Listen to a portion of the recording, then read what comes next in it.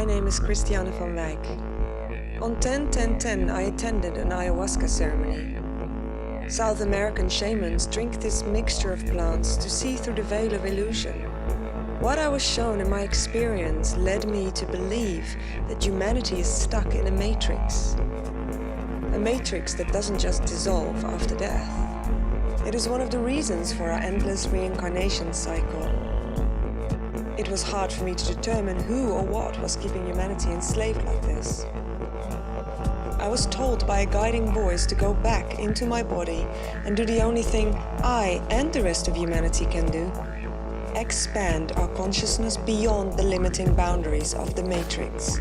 I decided to find out more about what is really happening behind the scenes, like who is running the show, and what humanity can do to break free through the expansion of consciousness.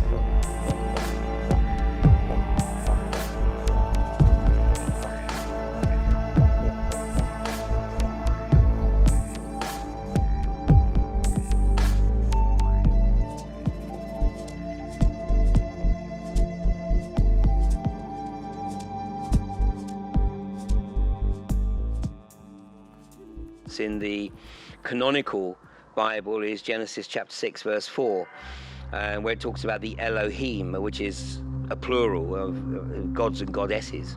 One of the Elohim decided that he wanted to take a people apart for his own purpose. And the Lord appeared unto him on the plains of Mamre, and he sat in the tent door out of the heat of the day, and he lifted his eyes up and looked, and lo, 3 men stood by him, and when he saw them, he ran to meet them from the tent and bowed himself toward the ground, and he said, "My Lord." So the 3 men appeared to Abraham, and he recognized him as the Lord, as the God that he'd been speaking to previously in chapter 17. Who are these beings? Well, I believe that they're extraterrestrials. A being that was created out of the DNA of the Anunnaki, those who from heaven to earth came, and the hominoids that were indigenous to the planet. There are a lot of people who believe that the Old Testament God is Satan. If we actually look at the mythology from many places around the world, then humanity was created as a slave race. So one might argue that somewhere still in the DNA of humanity is this desire to be enslaved. Technology has been deliberately suppressed to enable humanity to be actually kept in enslavement. There is something that is driving an agenda to keep humanity in a subjugated state. Who's really running the show? Voltaire's comment when he said, if you want to find out who rules you, ask yourself who you're not allowed to criticize. The whole issue of enslavement is a theme that runs right through humanity's history. As soon as you wake up and realize you have choice, is the first and maybe the strongest aha epiphany moment that you could have. They've been lying to you ever since you were born and before that. I feel like I've got free speech, but not real freedom. Yes and no. We're pretty free to make whatever we want of the world and our place in it. Pretty much. As free as one can be. Absolutely not. Probably not. The whole idea of property ownership, owning a house and then being forever in debt to a financial institution. The evidence of what we see is very clear, and that is that there is a power that is very controlling, and people who are drawn into that power become socio-psychopathic in their behavior, and their agenda is incredibly selfish. And the things that psychopaths don't possess, that normal human beings do, empathy and creativity. If you take a religion, when you read the story of Jesus, it's a beautiful story. You read some of the stories in the Bible, they're beautiful stories. The story of Muhammad are beautiful stories. They start off as spiritual directions, as a good moral codes, but what happens is they grow into monsters. It's the same with businesses.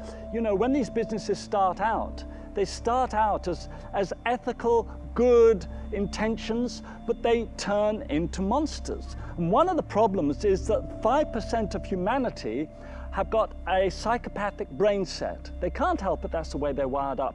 And these people are ruthless, they're unemotional, they're devoid of emotion, they're charming, but they're on an agenda. And they will walk over everyone and anyone to get where they're going to get to, and they tend to accumulate in positions of power, in corporations, in politics, and in religions. Corporate psychopath, charming and enchanting when you first meet them, but are ultimately shallow and have few meaningful, long-lasting relationships. They crave money and power and are willing to sabotage, intimidate, manipulate, steal, defame, lie and cheat shamelessly without guilt. Throughout ancient history, more specifically, cultures have identified this kind of thing that we now call psychopaths. They used to be called archons. The Native Americans called them serpent spirits, and they were capable of taking possession of people's bodies and minds. And what's so funny is that the modern definition of psychopathy and all the desires and the things that they actually want from people is exactly, almost identical to what the ancient cultures describe as either demons or dark gods or something of that nature. You'd be surprised how easy it is to get away with things if you simply deny doing them. You know, that's often all that people need. About roughly 30% of people will believe everything that they're told without needing any evidence. And about 30% of people will need a bit of evidence, and incidentally that's the 30% that don't vote. So you've got about 70% of people who are complete idiots who continue to vote for people who are committing scumbaggery and deny that they're committing scumbaggery. When you're talking about the psychopathic condition, they actually believe their own lies, and it's been shown in studies with lie detector tests that psychopaths do not actually give off those signals. Sweaty palms, increased heart rate, movement of the eyes from side to side. These are things that ordinary people who have things like empathy, creativity, we can't hide those things without significant amounts of training. This is why cult leaders are particularly powerful. They seem to be able to not only lie to people, but lie to them so convincingly that they will love being lied to, and they will give up the things that they value most in their life, including their family, their wealth, and their resources, in order to become part of a cult. Now, that's an extreme example, but the exact same symptoms of psychopathy that you would see in any kind of religious crazed cult, you can see the exact same kind of pattern forming within politics and politicians. I was part of the team that was putting together the resources that were used to fight deal with the oil fires in Kuwait in 1991. But that was a very significant trigger for me in absolutely acknowledging that the way the world actually functioned was not as most people comprehend. Schlumberger was working in both Iraq and Iran during the Iran-Iraq War. I mean, Schlumberger prided itself in not being tied to a nation state. It was a truly transnational corporation. And so the fact that there were two nation states knocking 7 barrels of hell out of each other, well, you know, it wasn't really our concern, was it? I mean, our concern was effectively providing the needs for the client company working in those countries. And today I would sort of consider that to be a sort of borderline cognitive dissonance. You know, literally burying your head in the sand to the reality of what's going on around you. Did you do that as well? Yes. And in fact, I used to half jest when I was recruiting people to work in the industry, and I made the observation that if you have any interest in geopolitics, then this is not the industry for you. You know, you literally had to put the blinkers on and just get on with the job. When you've got a very healthy salary check coming into the bank every month, which is keeping you and your family in a lifestyle to which they've become accustomed, then it would seem that shutting yourself off from that reality is a small price to pay. But in reality, it's a very big price to pay, because really you are effectively part of the problem. You are effectively culpable in what is unfolding. The bubble was burst, if you like, when I was traveling around the southern oil fields with a military driver and some other colleagues from other companies, and we were looking at the logistics that we were going to need to bring to bear to be able to deal with this unprecedented firestorm. I mean, it was 620 odd wells, I think it was, that were out of control. What I saw was obviously a lot of burning wells, but in foxholes around the wells were young Iraqi conscripts with bullet holes in the backs of their neck. My observation was that, hang on a second, we're supposed to believe that these guys set wells alight and then jumped back in the foxholes and shot themselves in the back of the neck. It doesn't make sense. So I happened to sort of think out loud and said, this is outrageous. Clearly something else happened here. And a couple of days later, I had a visit from a US military personnel with no markings on his fatigues. And he came up to me in the mess of the Kuwaiti Oil Company's offices in Al-Kamadi, and he knew who I was. He walked straight over to me and he said, "You're Ian Crane?" And I didn't say anything. He said, "I've been hearing you've been casting some aspersion about who set them wells alight." And I still didn't say anything. And he said, "Boy," he said, "that's the kind of thinking that can get you in a whole lot of trouble, and you best be keeping your mouth shut." What I had seen led me to believe that the fires had been started by US Special Forces. And of course, people's immediate reaction is, well, why would they do that? What would they have to gain from that? Well, actually, it worked perfectly, because the whole objective was to demonize Saddam Hussein and Iraq in the eyes of the rest of the world. And the reason was twofold.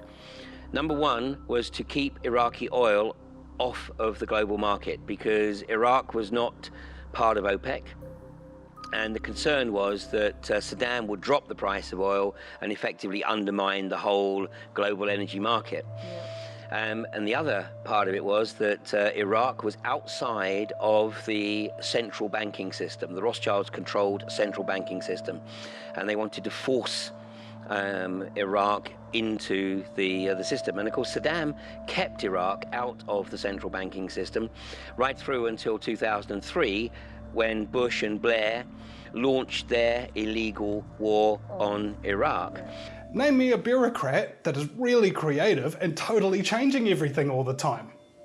They don't exist. Well, and if they did, they were killed, weren't they? Either that or they just don't get promoted through the ranks. Right, yeah. One of the things throughout history that you see that has been akin to the rule of psychopaths, whether that be crazy Roman emperors or domineering royalties and things of that nature, which have gone nuts all throughout history. History is just this long list of psychos getting control of massive empires and then imposing hierarchical structures so that everybody has to follow all these stupid rules the whole way down, and so that nobody even questions the rules that they have to follow, and they go out and follow the orders of a psychopath who didn't even come up with the orders himself because he's not that creative, And people wonder why the world is crazy. And imagine for a moment that I told you the world is run by crazy people.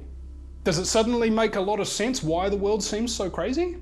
Yeah. And it gave me the opportunity to have a unique insight into the corporate control of the US and the way in which the corporatocracy has the nation in an absolute stranglehold. What psychopaths are really, really good at, even on the understanding of modern psychology, is knowing exactly what you desire, exactly what you want. First meet you, and I'm going to tell you this, that, and the other, and everything's going to be so wonderful, and you're never going to have to worry about it. I'm going to make all your dreams come true. They gotcha. Those who believe themselves to be the rightful rulers of a planetary fiefdom Their definition of sustainability is sustaining their global dominion. So essentially what's happening here at the moment is governments are telling us what to do through corporate-controlled media, and corporate-controlled media is telling us what to do through governments.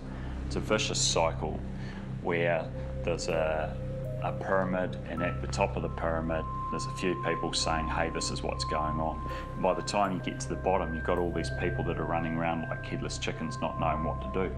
So if you turn off your TV and stop listening to corporate media and start critically thinking about everything that you read, then you're going to start stepping into the right process. And this is why hierarchical structures are really, really handy if you're a psychopathic scumbag.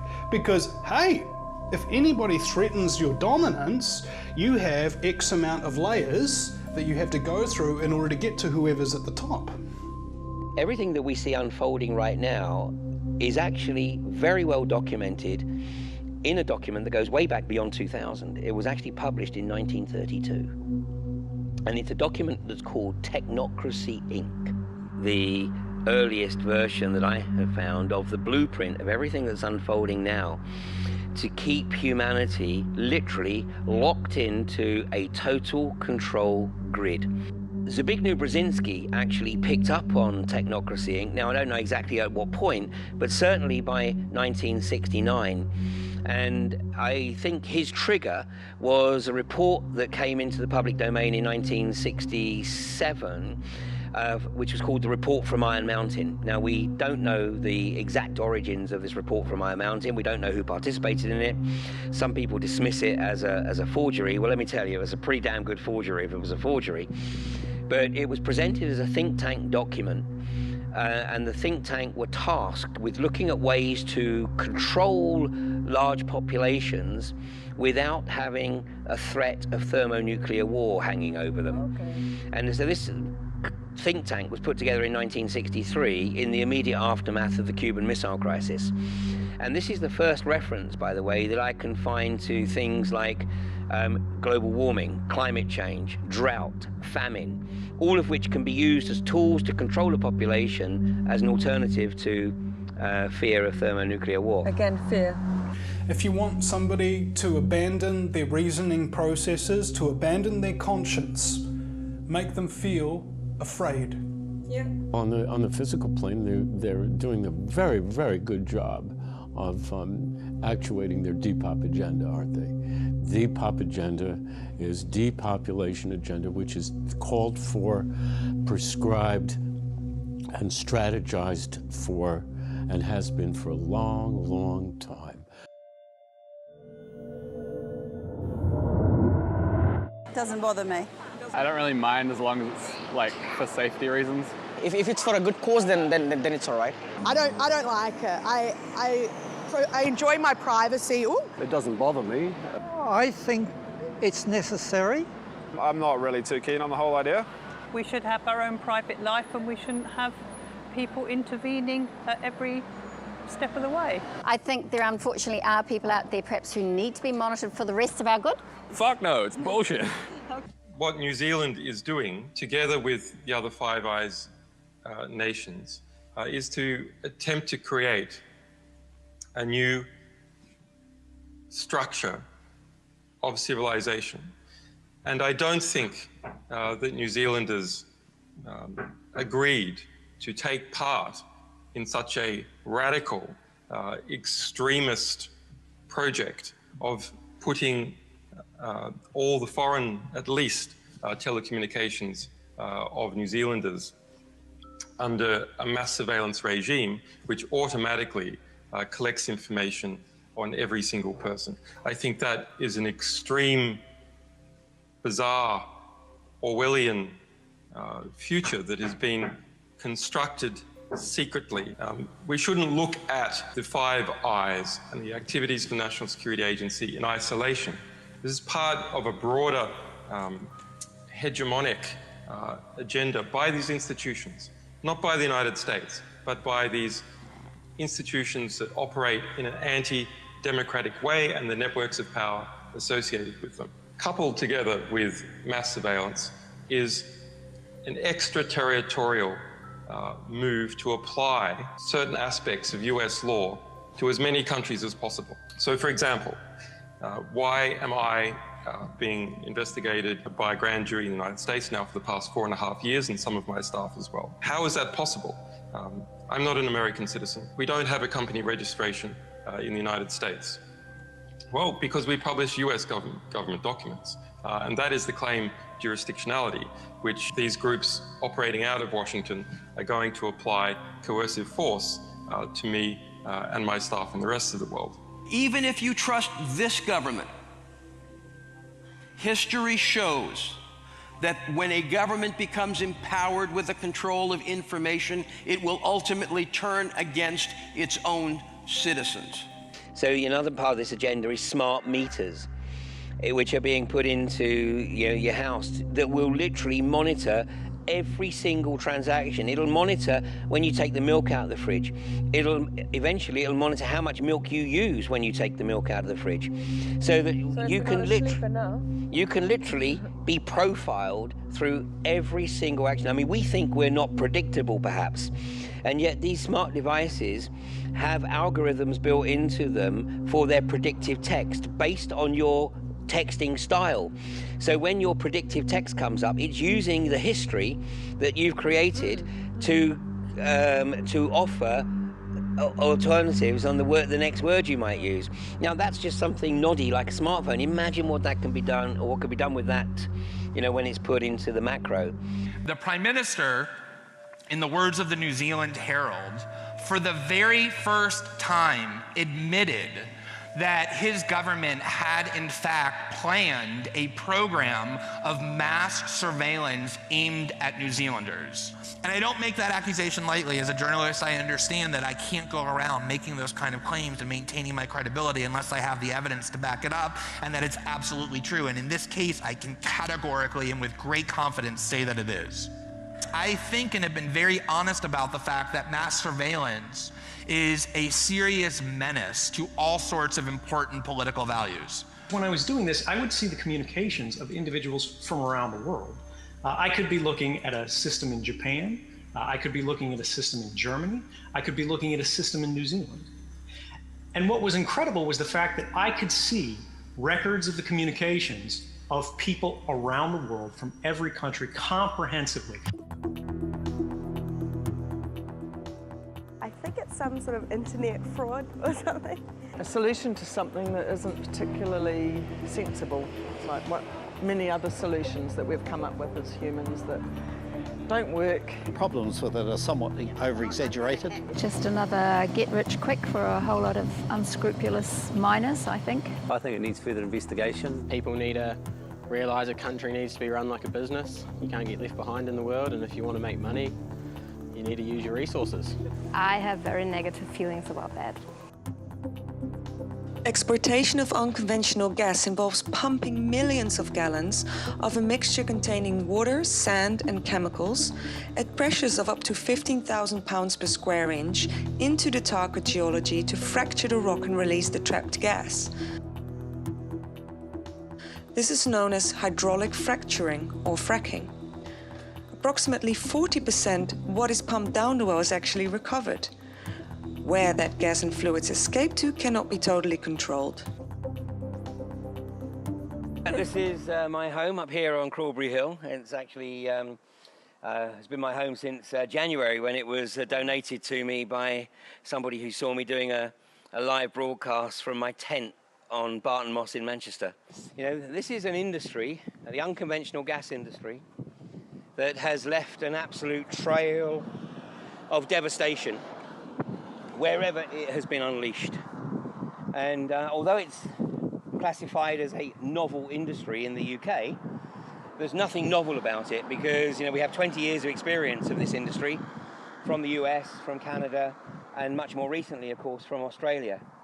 And the evidence of the damage, the contamination to water, soil, air, the impact on people's health is absolutely horrendous. One well that has been drilled and subjected to a full frack, and that was at Priest Hall over the other side of the country near Blackpool in 2011, and that resulted in 2 minor seismic events, one on April 1st and the following one on May 27th, which resulted in some 80 properties being damaged. François Hollande, the president of France, and he upheld the presidential ban on hydraulic fracturing that was imposed by his predecessor, Sarkozy.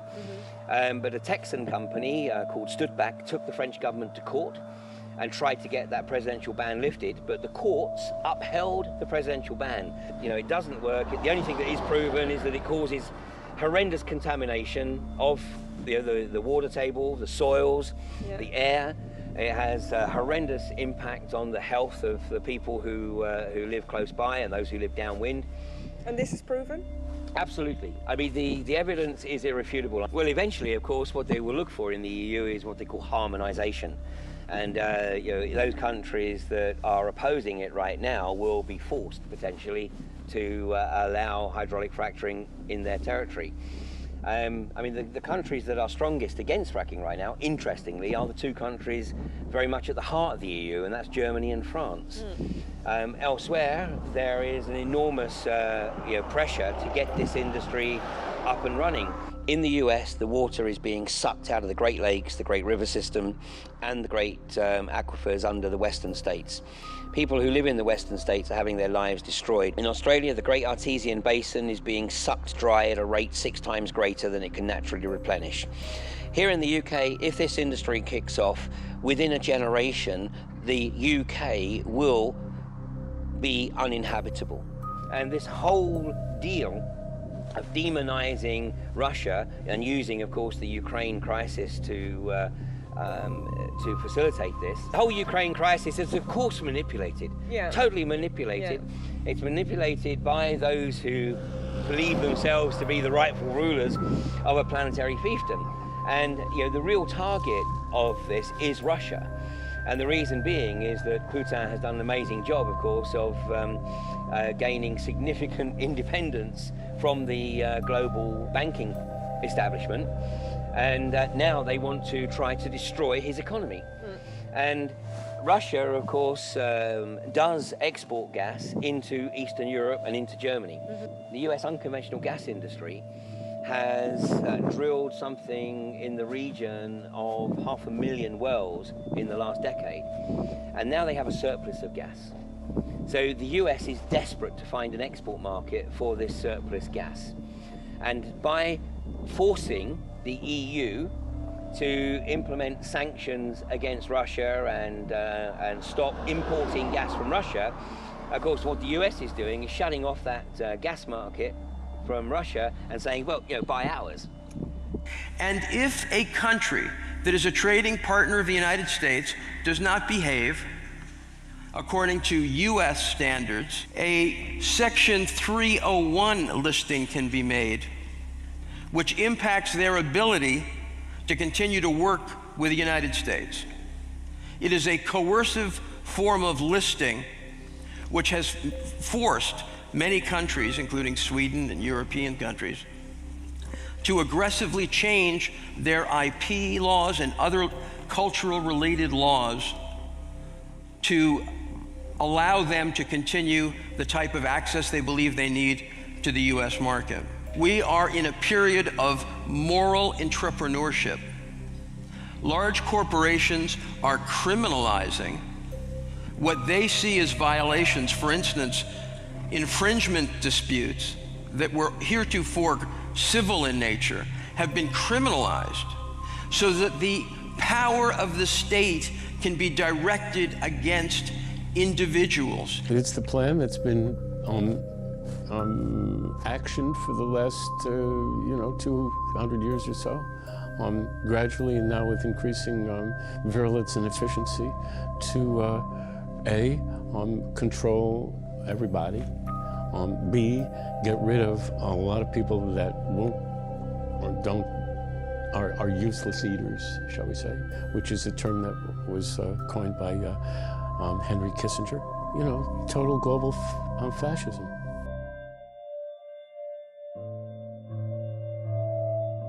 The one thing that everybody has in common is they need water. They need fresh water. The fluoride that's put into drinking water is a chemical that is scrubbed out of the chimneys of the phosphate fertiliser industry. So it's a chemical that's too toxic to go into the air because it pollutes everything around it. So there's laws in every country not to let the fluoride escape out of the chimneys. So they scrub it out of the chimneys and it gets washed out into sort of like big holding ponds like you see on Erin Brockovich, and then it's carted away into tanks and put into the water supply.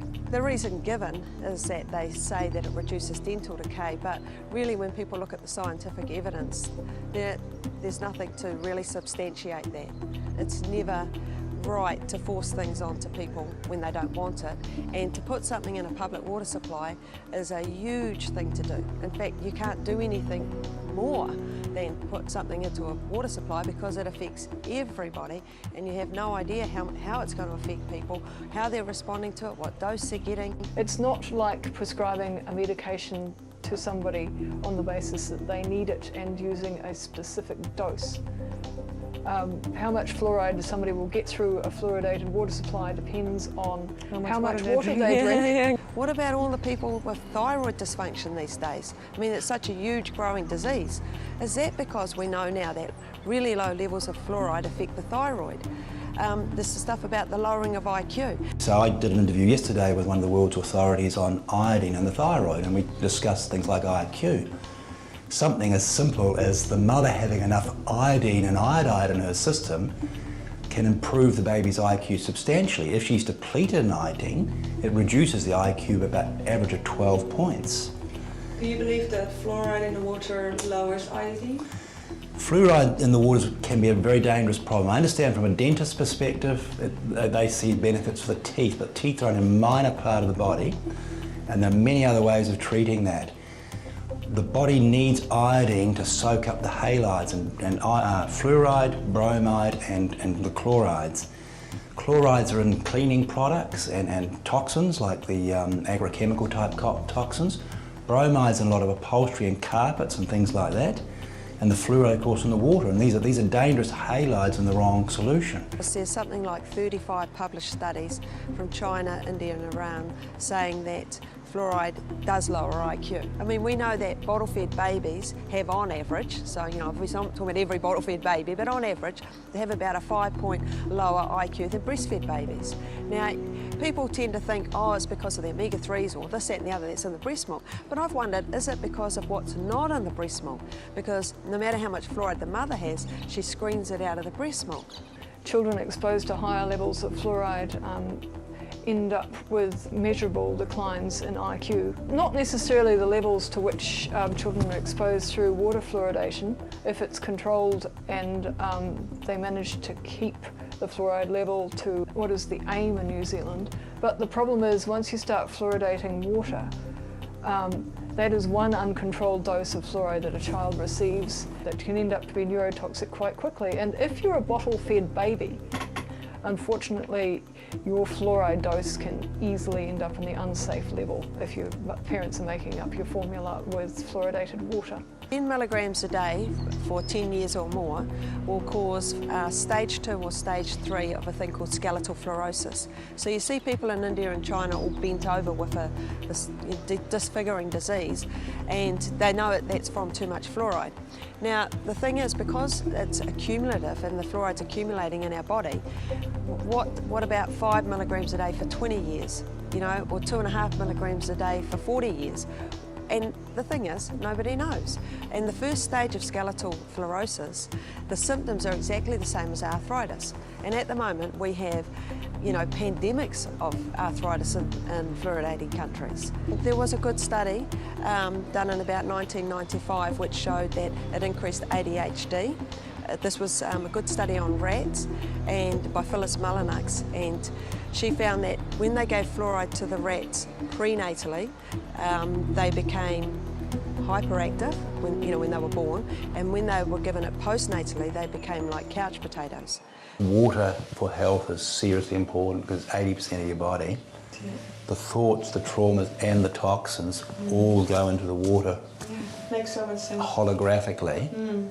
So that means they go into the waters of every cell in the body, not just the kidney, the liver, wherever. When they were using fluoride to actually experimentally keep people quiescent in concentration camps. And they've known it's a carcinogen. They've known that the treatments for cancer that they use, chemotherapy, are themselves carcinogenic. They've known that. They're not stupid, they're just satanic. It's quite dangerous not to have them for children. I haven't had my own children, and I'm quite grateful that I haven't had to make that decision. I think you just got to go with the medical advice at the moment. I come from a very healthy family of people who haven't vaccinated. It's very important that everyone should vaccinate their babies and should vaccinate themselves. The first one got a little bit, the first lot done had a really bad reaction, and since then none of them have been done, no. It's a classic example of the sort of the demonisation process that can happen if you're an honest doctor, is what happened to Dr. Andrew Wakefield when he and his colleagues first presented a case series of children who had been previously developing normally and then developed regressive autism, often with bowel disease. They basically said, you know, this is a concern. We need further research to see if there is a link between this particular vaccine and regressive autism and bowel disease. If you're a parent, you wouldn't argue with that. If you're a multinational pharmaceutical company who makes huge amounts of money from an MMR vaccine and stands to lose a lot of money if parents begin to believe that it's unsafe, you will argue. People who are familiar with Dr. Wakefield's story will know that he lost his job at the Royal Free Hospital in London. There was essentially a media beat-up against him, which accused him of fraud. And the pressure on them was so great that most of the doctors involved in that paper recanted. And Dr. Wakefield refused to recant because he said, and quite rightly if you read the paper, you know, I never claimed that the MMR vaccine caused autism and bowel disease. I just said that it needed to be investigated. He stuck his heels in and refused to be bullied, and you know, consequently he lost his medical licence.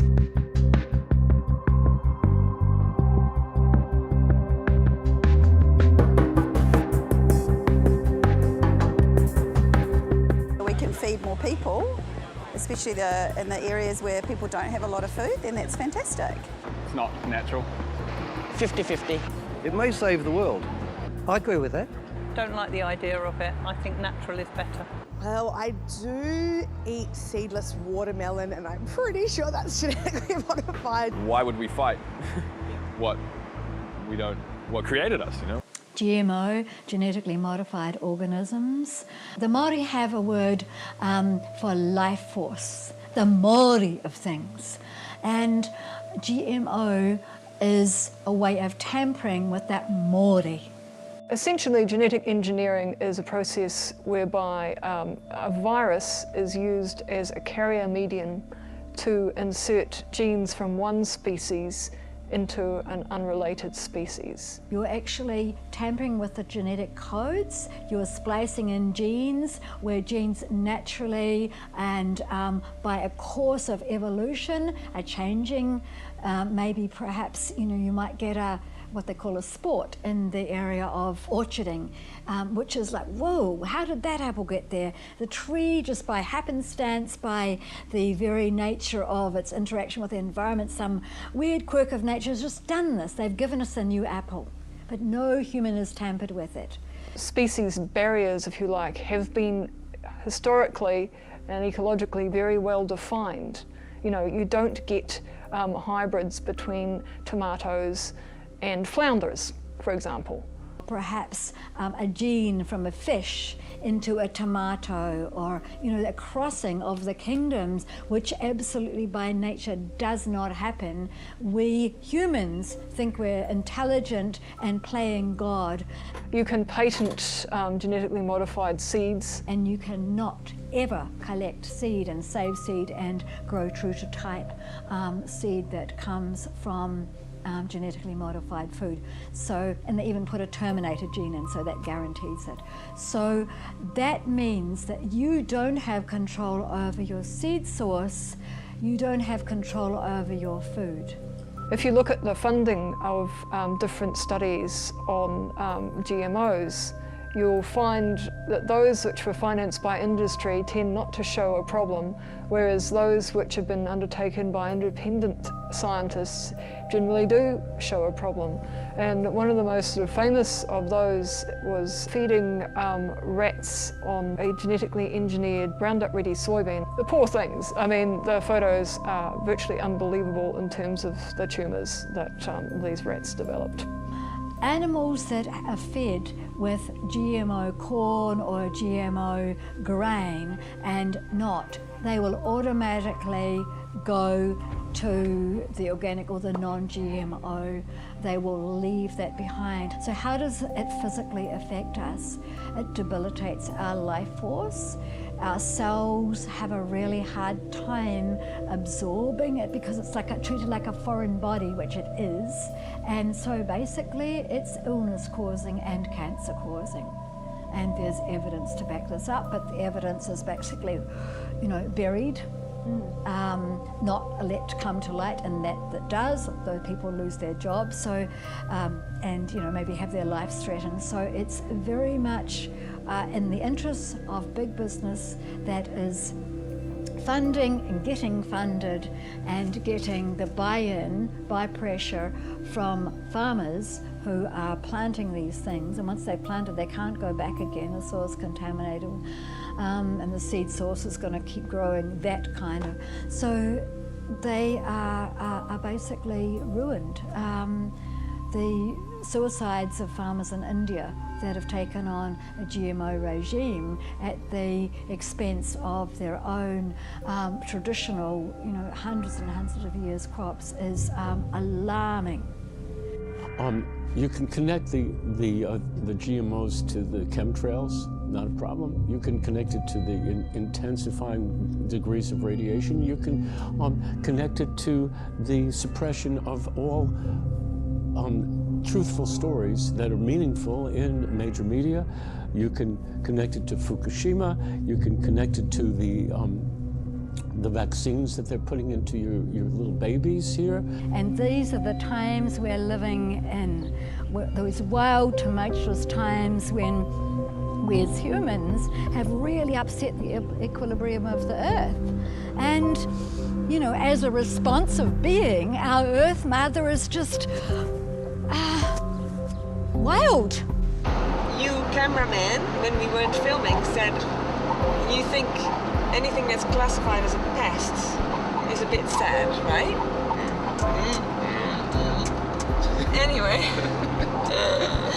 Anyway, so they call things a pest when there's too many of them, and so we're a pest, right? Cameraman? I agree. We're a pest. Human beings are a disease, a cancer of this planet. You are a plague. When you think in a linear, just A to B to C way, you can't think holistically. So we've lost our ability and our mental formatting as a society to think and see holistically. So it's actually how we view the world.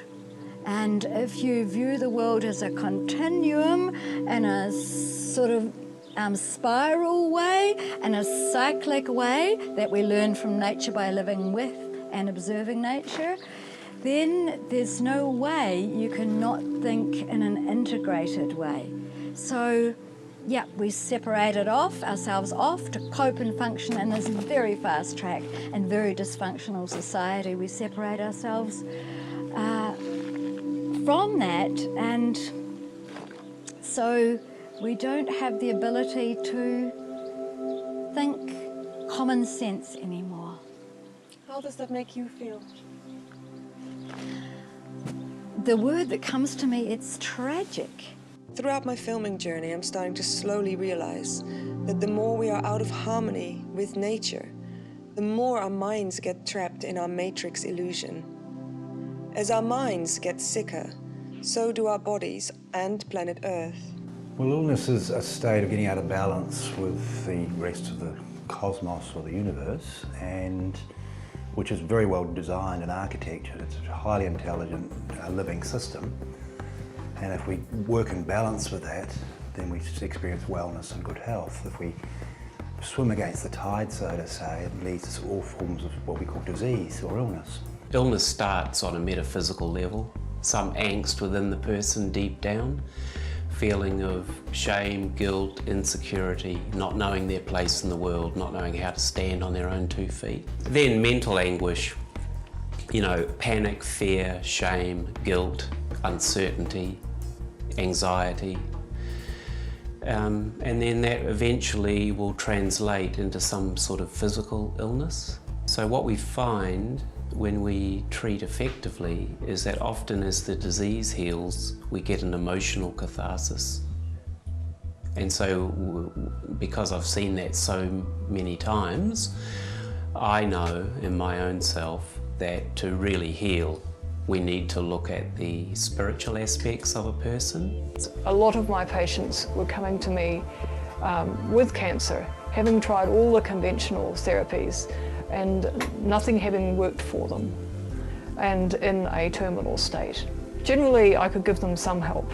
Usually, I couldn't save their lives. It's very difficult being this proverbial ambulance at the bottom of the cliff.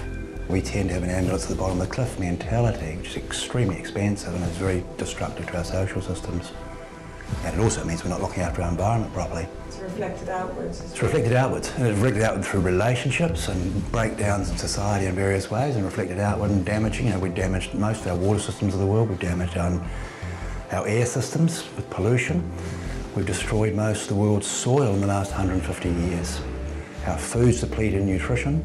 Drugs through the mainstream system are enormously expensive to develop, and they tend to create a lot of side effects that in many cases don't work. They only give about 2 to 3% extra performance above a placebo effect, which is free. Things like dementia and diabetes and obesity and things like that are just going out of control, and the mainstream system doesn't know how to cope with them particularly well. A lot of the medical system was set up for the military. You can understand why military had a budget, and the security of nations depend on the strength of their military. So they got very good at things like operations and managing acute conditions, accidents, things like that. It hasn't changed much. The mainstream medical system is not effective with chronic disease. Dementia may well bankrupt the Western world if we don't immediately start to deal with it more proactively. What's causing this? Well, it's imbalance of the hormones, and this is why I spoke about iodine in the thyroid before, because that's your master gland, and that helps to manage and regulate a lot of your hormone systems. The other important thing in relation to that is the adrenal system. And that's your energy and immunity gland, and then the adrenals control or regulate about 50 hormones. So between the adrenals and the thyroid, it's actually really, really simple and very cost effective to help people deal with the majority of their health issues. Then if you treat the gut as well, and because the majority of the cells in the body are in the gut, 90% of the cells in your body are bacteria or bacteria-related cells, and they're primarily in your gut. Did you know that there are over 100 trillion biotica called the bionome that live in our gut, and they mitigate all cell metabolism. They're cofactors in producing enzymes which break down our food, and they are called good and bad bacterium that live in our bionome. Yeasts and fungus. When a yeast turns to a fungus, the next stage is a cancer. So when you're eating sugar and you're eating processed food, it not only feeds the Candida albicans, which you get all these bacteria when you're born from your mother's milk and when you come through the vaginal passage. So cesarean kids might be more susceptible to immune problems. The bionome creates the chemical soup for all cell metabolism, for nervous function, and essentially for immunity. And immunity is a huge topic. Dear to my heart, I'm getting tingles, but immunity is something we inherit from our mom, and we get from our environment by getting down and eating dirt and being in with life. And we've been given anti-life, antibiotics. We've been That whole process has been taken away from us. Diet. Now, you know, I mean, I'm not, totally committed, you know, to a healthy diet because my lifestyle, you know, on the front line of the anti-fracking community doesn't actually lend itself to that. But it's make the effort. You know, it's stay away from the junk food. I mean, you're not going to find me at a McDonald's or a Burger King or a KFC, you know, anytime soon. Watch what you're drinking. You know, I mean, even bottled water, some of the bottled water has fluoride in it. Work in terms of looking after your health. We're using natural medicines, which are about prevention rather than cure, which is why the pharmaceutical industry is desperate to shut them down. Stimulants like coffee and sugar and processed foods, and especially dairy and wheat, are so irritating to the gut lining. You look at a lot of reptiles and they sit on a rock and feed themselves, and they sit on a rock and they feed themselves, and that's what they do. And that's what happens to people in a general term whose adrenals are depleted to a certain level. Then their immunity starts to drop and disease starts to seep in. So we treated hundreds and hundreds of people for cancer, and we tend to be very successful with a lot of our programs, which are, you know, balanced nutritional, holistic programs, mind, body, and mindfulness and things like that related. But I don't think I've met a single person with cancer who hasn't had an adrenal problem to start with. So again, you've got to understand how the adrenal system works, the fact that it controls or regulates 50 other hormones, and that it has an enormous amount of impact on the ability to use your brain effectively, and the types of way you use your brain, which are either at a survival or a thrival priority. Everybody's got cancer, everybody. I mean, even a newborn child's got cancer, but the immune system tends to take care of it. And this is, again, understanding the intelligence behind the system that we live in. Nutrition is one of the key elements to healing the body, but the body is actually a vehicle of consciousness, and it heals itself given the right environment. I mean, if you're looking at drug companies' motivations, again, you're talking about corporations which are established for the purposes of making money. And I remember a famous quote, I can't remember who said it, but they said there's more money in searching for a cure for cancer than there is for actually finding it. And there are huge numbers of drugs for cancer on the market, and many of them are very expensive. The new ones are very expensive. As the old ones get old, of course, they're no longer patented, so they're not so expensive. Tobacco companies would fund research which was designed not to show a problem, and then publish it, and then trumpet the results loudly through multimedia channels. You know, if you were to follow a busy doctor as he makes his daily round of calls, you'd find yourself having a mighty busy time keeping up with him. Time out for many men of medicine usually means just long enough to enjoy a cigarette. And because they know what a pleasure it is to smoke a mild, good-tasting cigarette, they're particular about the brand they choose.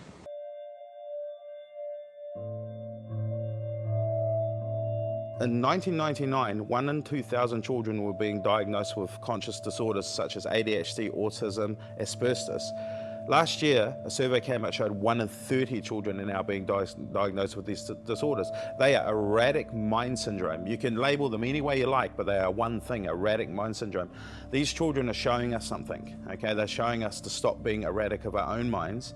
And I've proven it in a few cases in autistic homes where I've put certain things into those homes and gave parents certain things to do, and those children calm right down.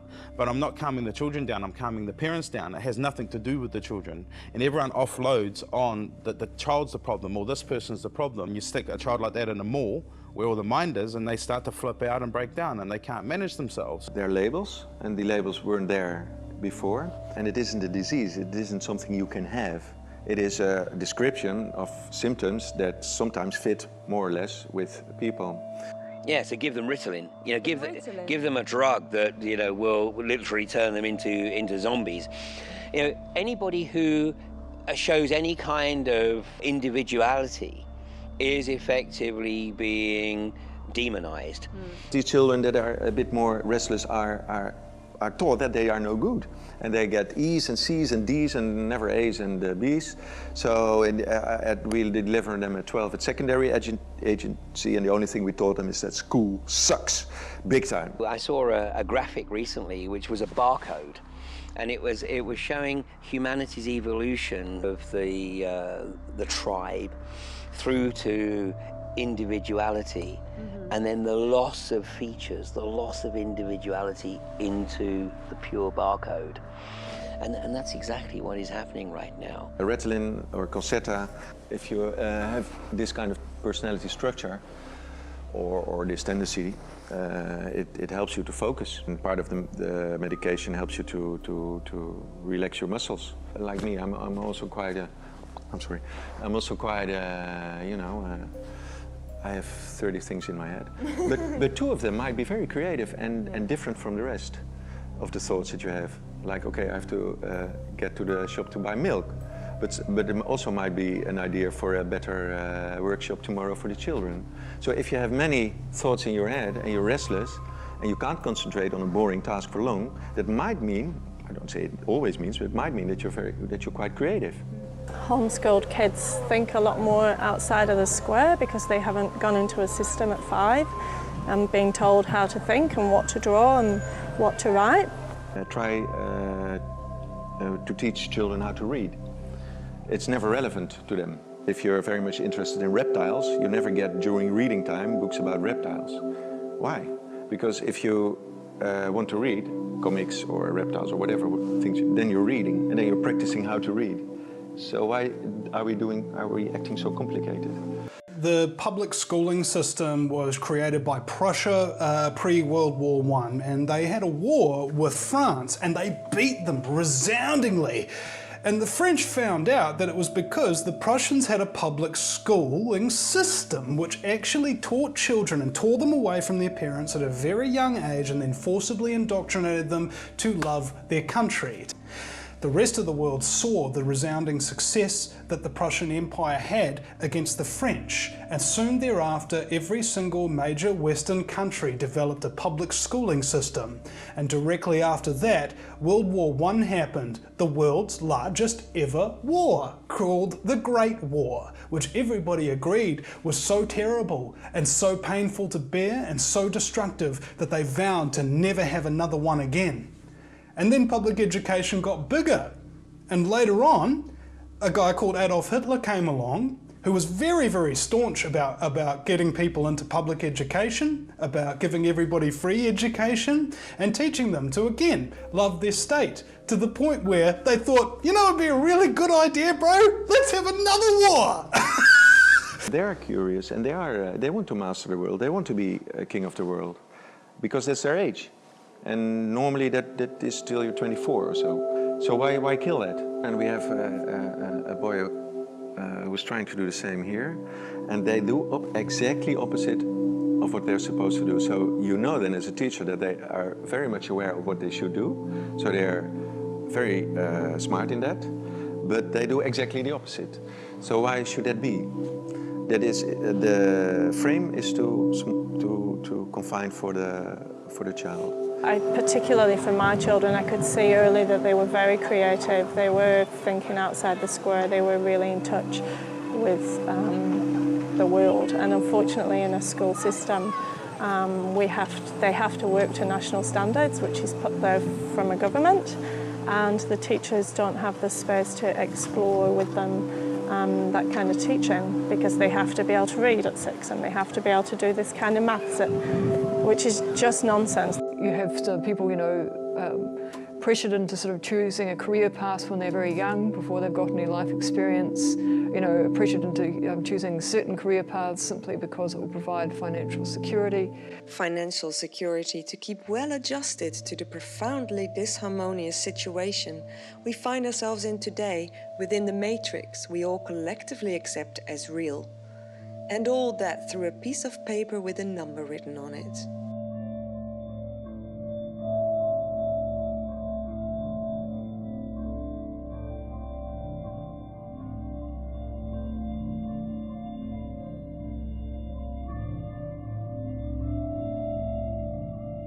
Well, money first was invented as a means of exchange. Before money came around, people used to barter for goods and services. If you had a cow, you could swap it for a goat or a pig.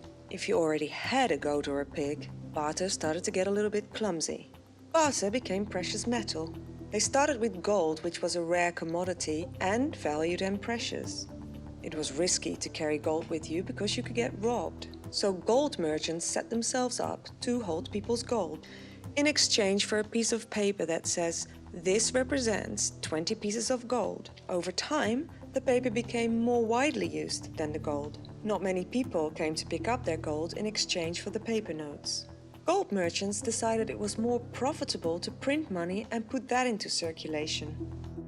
Over time, pieces of paper began to represent gold. It will say, "I promise to pay the bearer the amount of $10. It's basically a promissory note. Because there was only a finite amount of gold in the vault, there could only be a finite amount of paper in circulation. The gold merchant realized he could make money by simply circulating the paper. Say, I've only got 100 bars of gold in my vault, and there's a need for 150 equivalent items of paper money. So he started to charge a premium on the money. If you want this money, you'll have to pay me a certain proportion. For example, a businessman asked a merchant for money to buy another ship for his trade. The merchant said, "Sure, I will lend you the equivalent of 100 bars of gold, but you will have to pay me for the benefit of having that money." And the gold merchant was making money first off by printing the money that represented the gold, and then by charging interest.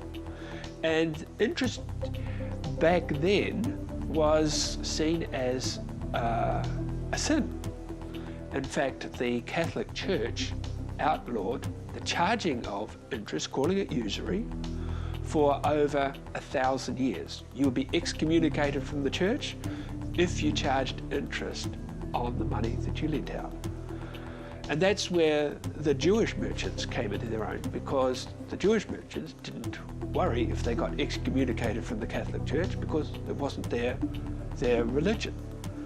And so after a while, the church realized that there was a certain amount of money to be had in interest, and so the excommunication curse was removed. 300 or 400 years ago, the only person who could issue notes and coins was the sovereign, the king, the queen, or the government of the time. And that exists right now in New Zealand. Only the government can print our money.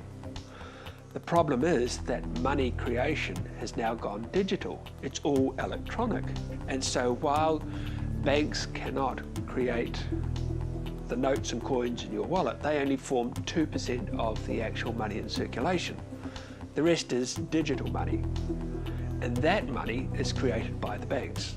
The banks can create money simply by typing numbers into a spreadsheet. So the banks decide where the money gets invested. And it's very, very profitable for them to put a lot of money into housing, because if you can't repay the mortgage, they will simply take the house off you, conduct a mortgagee sale, and get their money back that way. In the 1960s and 70s, and you could buy a house and pay it off in about 10 to 12 years. Now, they're talking about paying off 50-year mortgages, 60-year mortgages, and that's the problem. People will be in debt for their entire life. This young couple in Pembrokeshire who've been, they've got to demolish their beautiful little hobbit hole, a straw bale house. In the Daily Express, they portray the tragedy of these young people not being able to live on their own land, in their own house that they've built. It's because the house cost them £12,500 to build and not £250,000 worth of debt, because the system has got us in economic slavery. We've been as slaves on this island since William the Conqueror. There's always a system trying to milk us. The idea of a few people or banks having control over our money supply sounds ridiculous, because they essentially can direct the way the economy goes. They will establish how much cost of houses are, and those that have that sort of power will get very rich. And those that don't, the money will be sucked out of the productive economy, which is where goods and services are produced, and siphoned off into the financial economy to pay interest and the like. So The rich get richer and the poor get poorer. Even the middle class today is struggling with the cost of housing, rents and the like. As soon as you deposit your wages or any money, it becomes the property of the bank. You are an unsecured creditor to the bank, and the bank can do anything it wants to with your money. If the bank gets into difficulty, you have to line up behind the secured creditors, which, surprise, surprise, are mostly in the form of other banks, and you will be lucky to see your money ever again. Now, the banks can actually decide how much money gets injected into the economy, and that's where the problem comes, because money becomes scarce.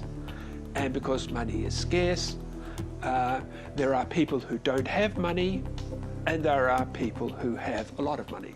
So we now have what we call property orphans coming into the market. They are children, young people who will never be able to afford to buy a house. Where does the word mortgage come from?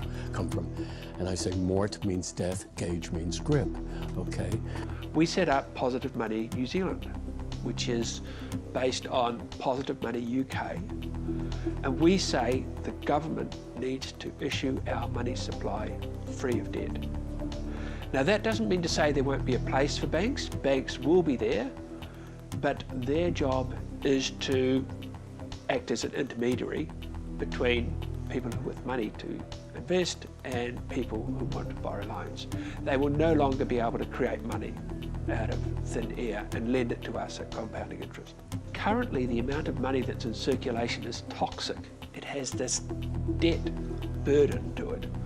The way that the current system is set up is there has to be growth in the economy simply to create the money to pay for the interest on the already existing debt.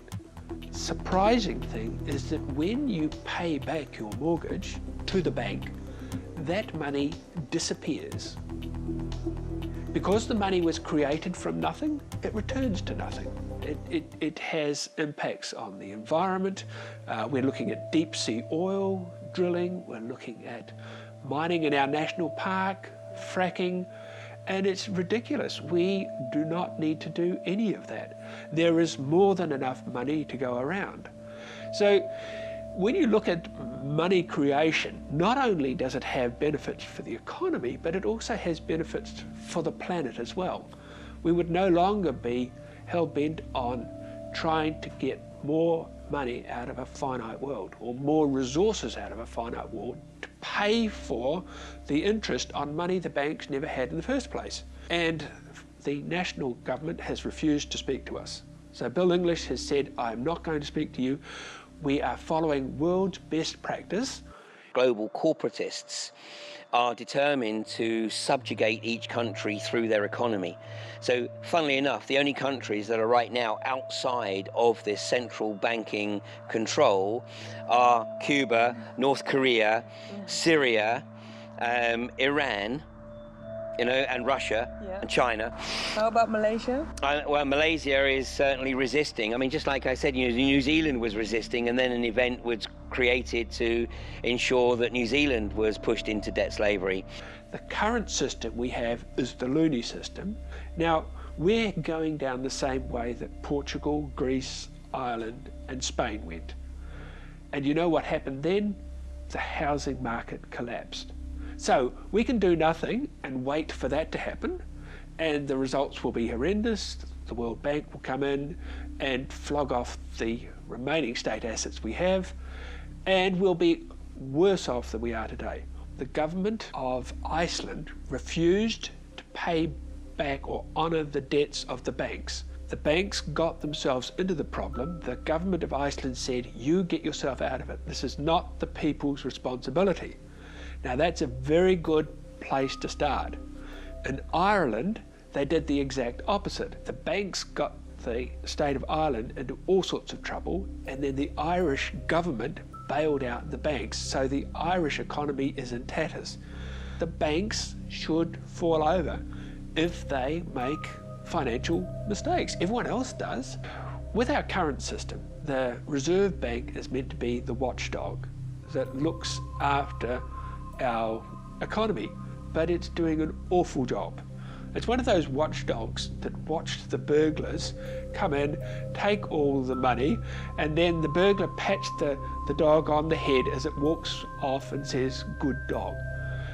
The Australian banks are actually dictating to the Reserve Bank how much money gets introduced into the system. There is little or no constraint on our Australian banks, and they have more control over our money supply than our elected government. The outrageous situation, for example, in Australia, where Australia should be the wealthiest nation on the planet because of its phenomenal natural resources, yet the Australian people have the highest level of personal debt on the planet. I think the monetary system's privatised, and it's all held by Australian banks that are in part owned by American banks and British banks. So our banking system already is effectively what the TPPA require it to be, owned by large corporate interests who tell the government what to do. So take it from a Canadian to tell you about free trade. A guy whose country now has foreign ownership up to almost 80%. A guy whose country and his countrymen, 36% of them believe, will become a part of the United States within 25 years. The Trans-Pacific Partnership is an arrangement that will take from you your sovereignty in a very powerful and personal way. They compressed all the financial data of the world into the supercomputer, and they were trying to find out who controls all the money, what controls everything. There's 176 corporations that control about 60% of the world's economy. That means these 176 corporations control the world economy. And the shareholders in this are something like 7 families. So 7 families control 70% of the world's, 60% of the world's wealth, give or take. I think it was one of the Rockefellers once was asked, when have you got enough? And he stopped and said, and thought about it, and then he said, just a little more. A lot of these people, they're creating segregation through us, through creating systems created by the Crown. And the Crown is a system that controls our nation. The Crown is our government. The Crown is disconnection. The more we contract with the Crown, the more disconnected from that earth and from each other we become. Unfortunately, it's become about corporations. Such things as the TPPA reinforce corporate greed over people, where whole corporations from other countries can come to New Zealand and sue us for future profit, loss of future profit, if we do things that are against their philosophy, their corporate ego and their corporate identities. As I visit all the people I interview and hear their stories, I'm all the more surprised why my interviewees often get branded conspiracy theorists by those who just want to stay asleep. If all this makes so much sense, then why do so many people not care? Why do you think it is that people find it so hard to read Because it's stuff? true. And people don't want truth? No. People are very receptive to honesty. However, at the same time, they reject it and they don't value it. We are suffering, we are burdened, we are heavy. We've been enduring many years of evolution. And we have a lot of history under the bridge and under our belts and on our backs that we carry around with us. Memories, whether that's DNA memory, whether that's unconscious memory, whether it's the memory in the waters, we are storing our history. And that's a lot of weight to carry around. My own belief is that we're in a boot camp. Planet Earth's a boot camp. That planet Earth is a boot camp. We're designed to come from a place of unconsciousness and become conscious. We're designed to learn like a child. We are actually cosmic beings. I'm interested as a physicist in plasma physics. I believe that, 99%, the physicists know, 99% of the universe is plasma, which is very low density matter. It's non-atomic matter. It's electrically charged particles.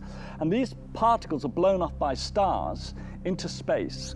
And the space plasma is electrically active, and life is based on electrical activity. So this plasma is much better for life than atomic matter. So I believe there's a strong possibility that space is full of these plasmic beings that are ancient, and that they've actually, they're coming into these atomic bodies, that they've actually created these atomic bodies. They're using water, which is very like plasma. It's got electrical activity, and they're, if you like, in the evolutionary process, but I believe it's directed by intelligence and held by fields, and these fields are electromagnetic fields, which are based on plasma. You've got a little tiny drop of water suspended in a jelly, suspended as a jelly in protein, which is the cell, and you get the electrical activity in that cell, which in our case, these cells are suspended on sticks of stone, which we call bone. So I think that these, and this is what the Cathars taught, is that these angelic beings have actually evolved us and brought us into being. So we are those beings. You see, what I believe is that we're plasmic beings. If you take plasma, plasma is low-density matter, it's invisible and it fills space. And that's the definition for spirit. As plasmic beings, I think we've actually created atomic matter. I believe the same fields, the morphogenetic fields, the life fields behind life forms, which scientists like Harold Saxton Burr, Rupert Sheldrake talk about, these fields also hold the atom. I don't think the atom's that random. They're very precise quantum states. If these bodies were designed for us to experience life on Earth, then why did we design such a limited version? I've spent my life working on this vortex physics, and one of the conclusions I come to is that the vortex, which is the electron, every electron is a whirlpool of light, a whirlpool of energy, but there's no end to it. It stretches into infinity. So these electrically charged particles that make up plasma are infinite in extension, which means that when you move one, the movement is affected to the end of the universe. So all knowledge is known everywhere in plasma. You can't hold secrets. It's unlimited knowledge. Everything's connected by the infinite extension of the electron. And this is one of the things Einstein proved, is the, the non-locality of electrons. So the thing is that we've created this limited state so that we can be in amnesia, so that we can be in a situation of not knowing, so that we can be limited. Because there are certain lessons that we need to learn as divine beings, as God-made man. The word human, the word hu is Egyptian, it's a human, the God-man being.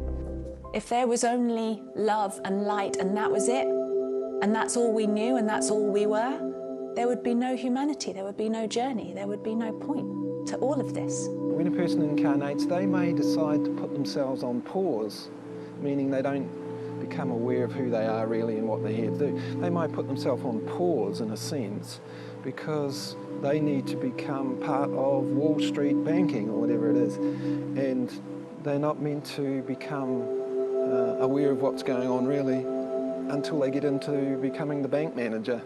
And 2012 arrives, they're in a nice position, they're on the inside. So how many hundreds of thousands of people in those positions all over the planet have just awoken and are about to wake up? You get your epiphany, and that's coming fast and thick for a lot of people these days. For a lot of people, the gateway was 9/11. A lot of people woke up to 9/11. Not completely, but they woke up to the fact that their government was lying to them yet again, my God, and immediately closed down. Because to go down that path meant to continue to open doors to the real deal. Live in this current society where people get ostracized, rejected, and called conspiracy theorists for talking about things that are outside of the norm, where people have this tall poppy syndrome that prevents them from even having the motivation to express, let alone fulfill the promise of original ideas. Can you blame them for not thinking originally? Can you blame them for being ignorant? No, because you don't get rewarded for being intelligent. You get rewarded for exploitation. Oh, so you've got your ecology and your economics under siege at the same time, and it's no coincidence because both of them are completely out of balance with, you know, the creative solutions that the cosmos developed to allow humanity to live as it does. If you go up to a giant pyramid and you think, ooh, that's a huge stone, bro. How am I gonna lift that? Do you try to lift it yourself? No, because it's too big. You don't bother. So, that's where humanity's at. They think the problem's so big that they can't do it. It's like we talk about addiction, and it's easy to say we're addicted to alcohol, or we're addicted to drugs, or our medication, but there's an addiction to struggle. There's an addiction to being stuck. And in a way, it feels comfortable because it's what we know. We get trapped in what we know.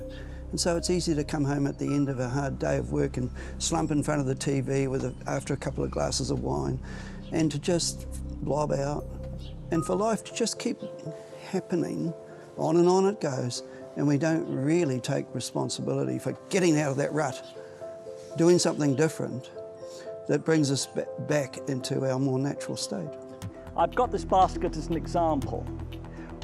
The way this basket was made is that the weaver soaked these fibres in water before weaving them.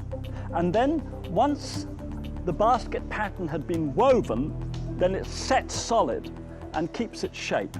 Now this is what happens in the brain. In a young brain, it's almost like the pliable cane that's been soaked. You can manipulate the dendrites, you can manipulate the pattern in the brain. And then what happens is as the brain sets, as it grows older, you get a template where you get a set pattern that's very difficult, it's very rigid, you can't change it. So if you can get hold of a child and teach them, program them, whilst the brain is pliable, then a pattern sets for the rest of their lives. This is why the Jesuits say, give me a child from 0 to 7 and you can keep him for the rest of his life. As we get into be adults and we have all these problems that we've got to face and deal with, all the bills we've got to pay and all the difficulties we have with coping with work and extra time for this and running children here and there, we're just stuck. And it's a treadmill we can't get off. We've got a whole system which is basically sets people up in terms of their socialisation to be compliant. The problem we have today is that people are burdened down by debt. They're in survival mode and they just want to get through to the next day. Human beings aren't evil, you know. That's we right. want to be in harmony. That's right. The way our body looks for harmony, our mind wants to do the same. It's constantly thinking of systems of how can I bring it back. Are you willing to take responsibility for your own thoughts totally? Regardless of who is running the show, for you not to take responsibility for your own thoughts is automatically giving them power over you. The fact is that when you start to wake up and you want desperately to go back to sleep, you can if you want to, but it ain't gonna do you no good. Once you start, having a look at, it's like a hologram. You take one little piece, blow it up, and it's the whole fucking picture.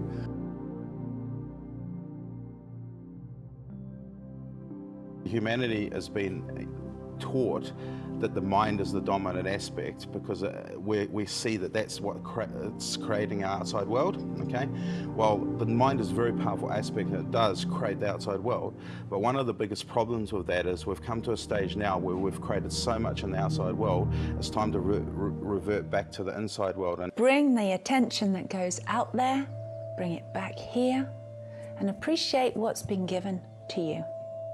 Well, the mind's overloading with thought. Right. Okay, so the mind thinks so much. I mean, it's like, for example, still the mind. That statement is delusional, okay? That's an impossibility in science for the mind to become still. Focus the mind, send it on a journey, put it in a tree, create a mantra, okay, there. My mind thinks it knows what life is all about, what it is to be a human being, what it is to love another person. But actually, really that gets me in a mess. That creates a lot of problems. The other side is to know what love is, to know what life is, to know what's the truth, to know reality, because I can feel it, because it exists, because I have something else which actually has the capacity to know, rather than to think that I know. One of the things about the human mind is, unless you instruct it to do something, it does whatever it wants, okay? So if I'm moving along with my mind, thinking a lot, repeating my thought here and there, then I go, hang on, I want to stop that, okay? So I go and do something to stop that. Unless I repeat that stopping principle point, the mind will just go back onto its same journey of externalizing everything around it. So if you're using your mind only to create your external reality, in most cases your expectation, you'll have disappointment and things like that, and a lot of this stuff will arise in your life. But if you're using your entire being to create and using your mind as the channeled point of that creation, then you will be a lot more powerful. An exercise I get, particularly with our 21st Century Youth Program, what I get the youth to do is go in the mirror every morning, and the first exercise they do it for 7 times. So they go, I love myself, okay? I love you, me. I love you, me. Me. To bring awareness to the self, to the all that is right here, expressed in this body, is something so unique, so precious, so magnificent. It's worth humbling to, it's worth coming home to, it's worth recognizing and spending some time with. Well, we're brainwashed, okay? The system is a brainwashing system. It consistently brainwashes us all the time. The biggest aspect of brainwashing is fear, of course, okay? But fear is a human element as well. So fear can never be removed, but it can be faced. The searching of the mind for knowledge, the searching of the mind for something that is real, for something that is true, for something that means something. And that can lead us into very dark, empty, lonely, greedy thoughts. Where does that thought come from? Am I creating it? If I'm creating that particular thought or downloading it, where am I downloading it from? And is that thought efficacious or evidential? Does it have meaning? You know? So our free will is making us choose this in a way, maybe not fully consciously, and so is our journey maybe to wake up from that, so that we can say, hey, no more. Yes, hey, so no more. So it's a beautiful divine plan in a way. That's right, yes. So another good exercise to do is, if you have a major problem, or you see a major problem within yourself, if you look for the other side of that problem. If I have a problem with you, for example, okay, so I have a problem with you. Now I can break that problem right down to, I have a problem with the way you talk. The other side of the problem is coming from me, because I have that problem, you see? So as soon as I identify the part of the problem that's within me, I'll release my problem that I have with you externally. The paradigm of trying to understand life, the universe, everything with our minds, and understand all of creation with our minds, and understand the purpose of that and who we are, with something very limited, to shift out of that and move into a place of knowing, of being, of isness, of expanse, of feeling, of reality in our hearts. And let our minds catch up with that eventually and try and figure that one out. But let it not be the master, let it not be leading us down dark alleyways, as it has done. Empirical neurologists are starting to question orthodoxy in terms of the brain function. You know, the brain is considered as one organ. It's not. It's 2 completely separate organs divided by the corpus callosum. And the left brain is acknowledged to be that part of the human physical vehicle which provides us with the, if you like, the antenna to interpret through the 5 senses. It's the physical, empirical, material transmitter receiver. The right brain is a completely different kettle of fish. And I mean, one hypothesis that's been put forward is that actually we don't retain any intelligence at all within the physical vehicle. I completely resonate with that. We're just receivers. We're tapping into the mainframe, as it were. And emotions do get stored, I feel, in the body, in the cells. But there's no question about that, because the empirical evidence is there with transplants. You know, and where people who receive organs from donors actually inherit some of the unique capabilities, capacities, belief systems of the donor. I mean, one of the classic examples. I want to eat chips, and I've only never liked chips. Exactly. Well, I say one of the classics is a lady from Canada who actually got the heart of an 18-year-old male. And because of her lifestyle, she was very ill, and she'd obviously been very careful about her diet. And when she actually came out of the anaesthetic from having the heart transplant, in fact, she had a heart and lung transplant, and the first thing she said was, I could murder a beer and a Kentucky Fried Chicken. I actually spent some time talking with a retired orthopedic surgeon, and he said, Ian, he said, anyone who works in surgery knows that when you are giving people massive blood transfusion, it's absolutely essential that you keep them sedated, because they go through a massive emotional turmoil as the foreign blood sort of rushes through their system. So the point of making this observation is that we need to unleash ourselves, untie ourselves from the bounds of orthodoxy, and be prepared to consider something that orthodoxy considers to be completely crazy, because they don't really know. So we know about the heart a lot more now, and it's not just for pumping blood, it's a whole issue that relates to things like compassion and consciousness and empathy. The cosmos is clever, the body is clever, and the more you learn, the more you realise just how clever the whole system is. As I'm treating with ozone, there's a very high probability that we're going to overcome the physical illness. So what I say to the person is, as you recover from this, you might want to start developing a new mindset now, because I can tell you your physical problems are going to ease. So that's not going to be in your life anymore. But if you've got the old mindset, well, what's going to stop it just coming back? So start now thinking about how you want to think about yourself, how you want to approach the world, and what your philosophy of life is going to be. Grow into your higher self. Become that for which you pray. People come, they expect a practitioner to cure them. The way I see it is that the body has an innate ability to heal itself given the right conditions. A lot of people are they're degenerating because of the system that we're in. And what I think that you're asking and what we're inquiring about is, how do we pick ourselves up and step out of that? And the first place to go is nutrition. Grow your own food, drink pure water, surround yourself with uplifting ideas and people, and get the issues and the tissues out. Our bodies are lodging all our history or her story in the very tissues of our body. And talking about them doesn't do it. You need to move that story, that energy in by deep breath work, by going out in nature and connecting.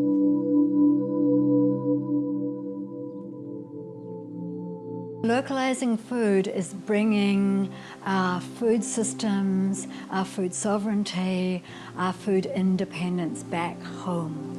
And home isn't just me with my little garden and my household. Home is my neighborhood. Home is my community. Home is my bioregion. So it's actually being interdependent with our food, from trading to growing to seed banks and seed exchanges, to value-added products that add this other potential for another income stream, to kids' gardens and schools and learning through that. It goes on and on. Community gardens, open orchards. There's a whole plethora of examples that both in this country and around the world say this momentum is strong. That's also a counterforce to ownership, power, control, chemical companies buying up small family seed companies, terminator genes, GE crops, taking the food commodity further and further away from people's reach and controlling that to control the people. So people in the city It's not just, again, my little apartment or my suburban house or my rental property, it's our neighbourhood. What spare land is in our neighbourhood? What tiny little area have you got? Let's take down the fence. Let's make a gate in the fence. Where's the wild harvest areas? How can we go and glean together on the outskirts of the city and make a picnic of it with our families so that we bring back the surplus fruit so we can add our labour to the farmers? It's a much bigger vision. Start with sprouts on your kitchen bench. Something living, a living food, you know, sprouts in jars. That's the very first living. And a worm farm, so that your kids can see, so that you're feeding the scraps into your worm farm, and a tiny little area that is a container garden. That's what I start with city people, rental people, container gardens. Gardens in buckets, gardens in baskets, gardens in boxes, and you can move them around. Even much more advantage than having a garden in one place. You can have them greet the sun, and as the sun moves, you can move them. That's one thing, and the other thing is join a community garden. It's so nice to see how your face lights up when you speak about this. What is this? What does this mean for you? Not only my face lights up, my heart is just like almost exploding with joy and delight. What it is, it's a gift. It's a gift from nature. It's a gift from the ocean, and it's not predictable. You can't say, oh, I'm going to go to that forest this day and I'm going to harvest. Wild nature, wild harvest is never predictable. So it's sort of like, it's a surprise. This kind of activity, you have to surrender because you cannot manipulate it. I can't think, oh, I want a burger now, walk to a snack bar and get a burger right there and then. Whereas this, you have to just see what nature gives you in that moment. So it requires an amount of surrendering. I kind of really tuned into the seasons and what is the surplus or what's the shedding off of nature from that season, and what can be used as a resource with respect of not taking too much, leaving for others and leaving back for the earth and for the ocean. Everything you handle and everything you use in your life, look at where does it come from? What's its cradle to grave, you know, analysis? Where's it made? What about the people who've made it? Are they slave labor somewhere in China or whatever? And how can you actually create that thing differently? You know, have you got a local person who can make it?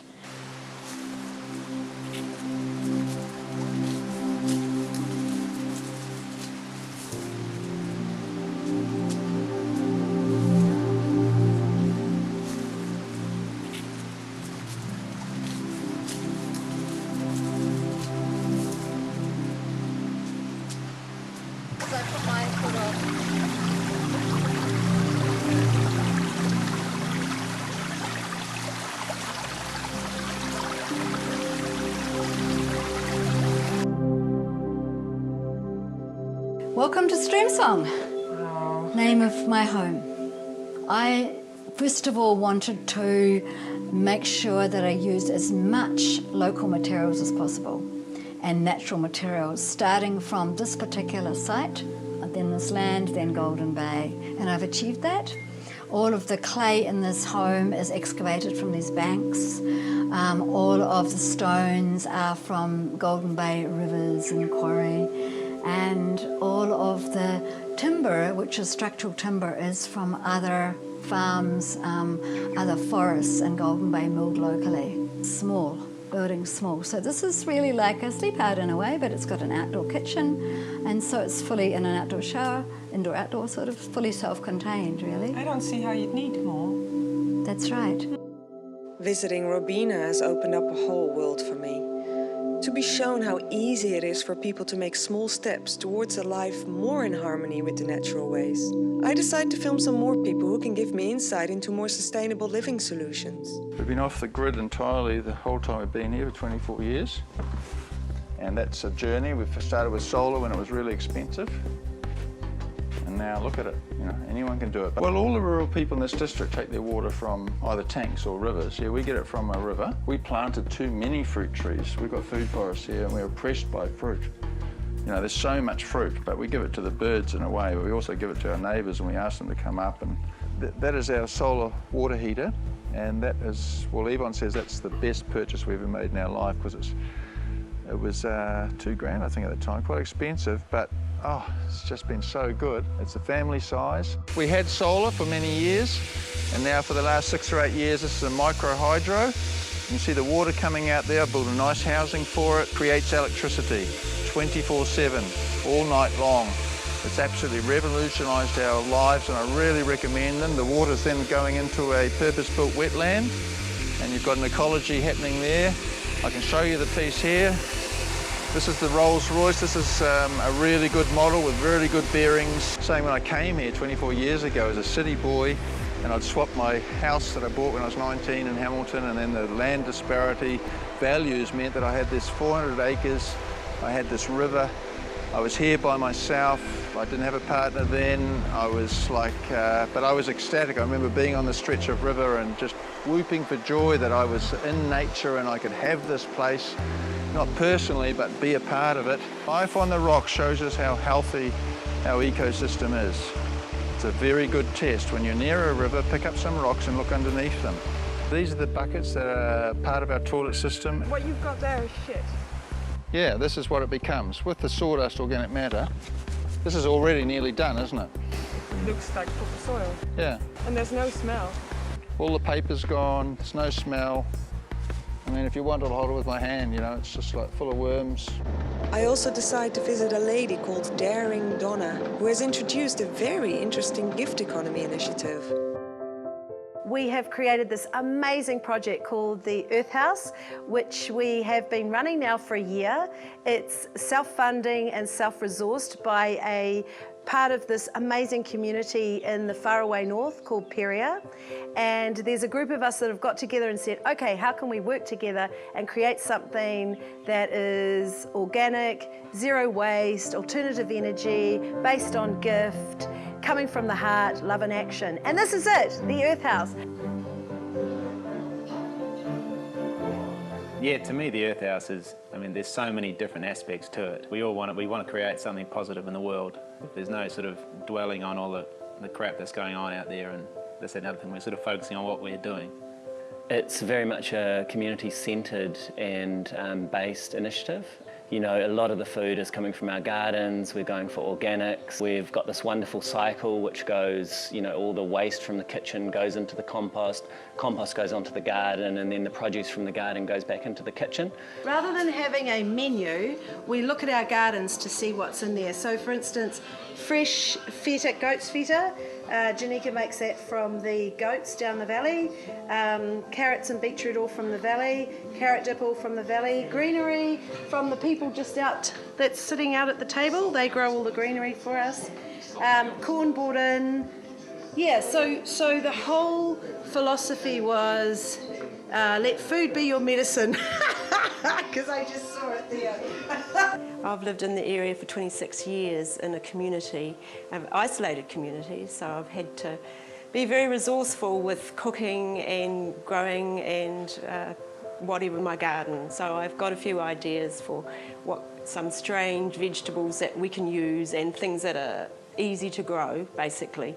We are based in gift economy, which is you give with great love from your heart, whatever you feel to give. They pay what they want to pay. Not only that, but everyone receives what they need. There's no tables or individually for people to sit and eat on. There's community, so people sit around and talk together. There's no sort of separation. We're not actually focusing on the commerce of the enterprise. We're just focusing on the energy of it, how everyone's feeling, how we're looking after each other, how we're heading into the future. I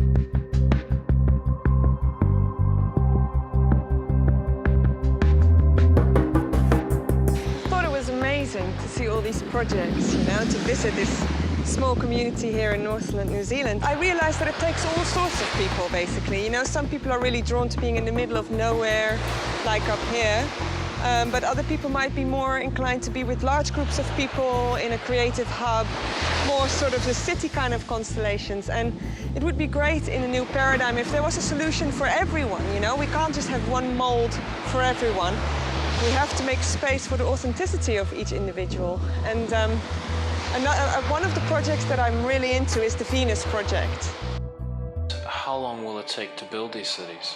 I would say it would take about approximately 10 years to change the surface of the Earth with multiple jigs and giant machines, not bricklayers, plasterers, high-tech systems, about 10 years.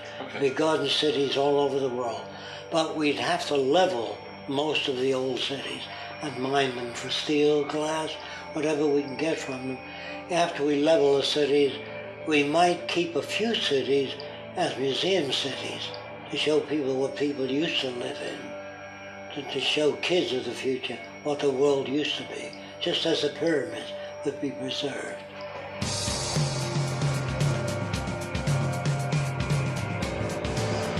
This is inside the new city. You see it around? This is just where people live. Flowers, gardens, no slums, no street people, no hungry people. Hi, my name's Andrew Buxton. I'm the co-founder of the Venus Project Design with my partner Yulita Vielgat. We started working for the Venus Project 2 years ago to help them develop the physical models that Jacques has done throughout his life with Roxanne into 3D CGI for use in future films and media. We're also building up a global database of scientists and technicians, engineers, architects, etc., which we intend to use at a later date if any countries or if there's a global move towards a resource-based economy, that we'd be in a position to be able to help build teams globally to begin the design of the first cities.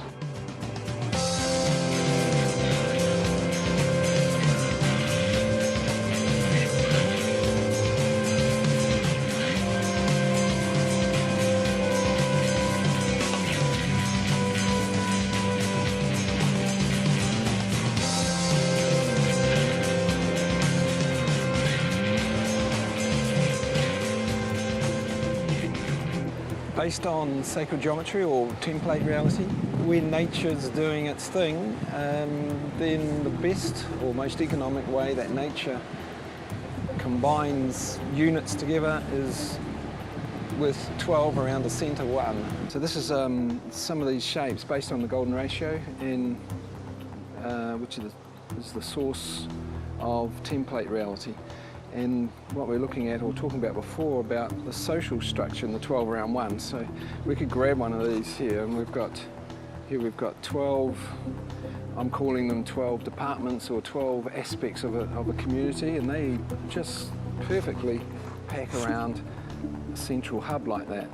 The Thrive group and a number of other groups are beginning to realise that a social structure needs to be, for optimum success, needs to be following patterns of nature, and this is the prime pattern of nature. Basically, you've got what you would call the farming, which would be like the permaculture. That would be one whole unit, which would be how to deal with animals and plants and growing and composting and everything that's involved in that. Then you've got another one which would be like urban and infrastructure, which is like the Venus Project, where you've got how best to provide all the structural elements to large numbers of people. You've got the healing aspect, all the hospitals and everything involved in birthing and dying. What can happen is that there can fit in just snugly inside this shape here, which is the same shape but at a bigger size. And then same thing again, you could, this white one here is part of the hub, not the whole thing, but part of the hub, and then that one packs in there, and once again you can have 12 around there. So that's here's Golden Bay, here's Nelson, here's Christchurch, here, you know, whatever. So you get another bigger version. There's 144 in this one, and it will materialise all the things that's in the Venus Project, except in a much more economical way.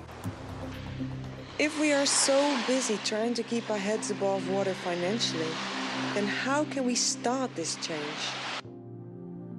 We need to reconnect with each other and reconnect with the earth to bring about sacred reciprocity with each other and the earth so that we can survive into the future, to create a life of fulfillment and prosperity for everyone. Universal basic income is a living allowance of a yearly figure that is paid to every single individual on this planet. and every single one of those people gets enough money to provide the basic needs of society, because we've evolved into a form of society where people are completely reliant upon each other and upon a system for survival. So to access that system, they need money. People can't live as tribal people anymore because there's no access to land through segregation of lands, through legislative process and ownership.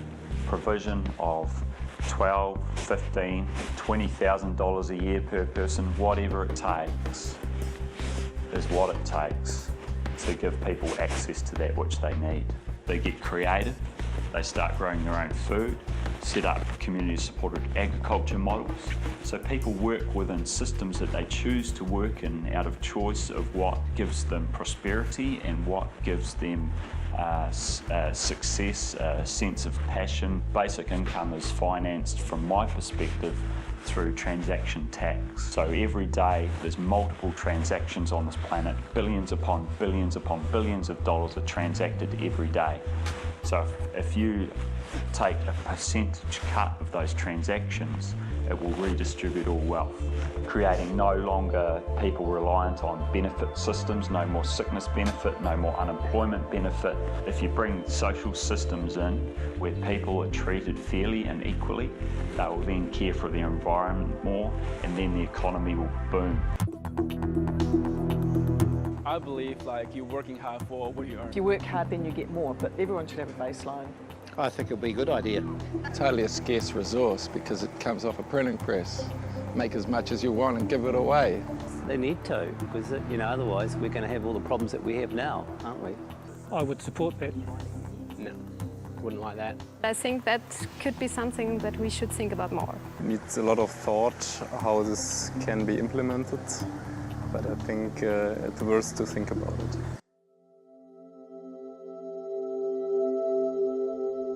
In the last 10, 20 years, so many really switched on young people have decided to incarnate, so that's a great sign. Whatever they're doing, you can teach what they need to learn through that medium. If they're building a hut, you can teach them maths, you can teach them about cultures, you can teach them English, you can teach them planning, resourcefulness. Yesterday, a few volunteers, pupils, were working on emptying old cardboard from a closet to the waste deposit downstairs. I asked the pupil, why is it in a separate container? And he didn't know. I said, try to figure out why that would be, because that is plastic and this is carton. Why is that separate? Yeah, recycling maybe. And then I said, okay, can you make a presentation? And he said, I have an iPad. So he started working on a Prezi, and there was some spelling mistakes in it. So he sat and I admired the Prezi and corrected the spelling mistakes.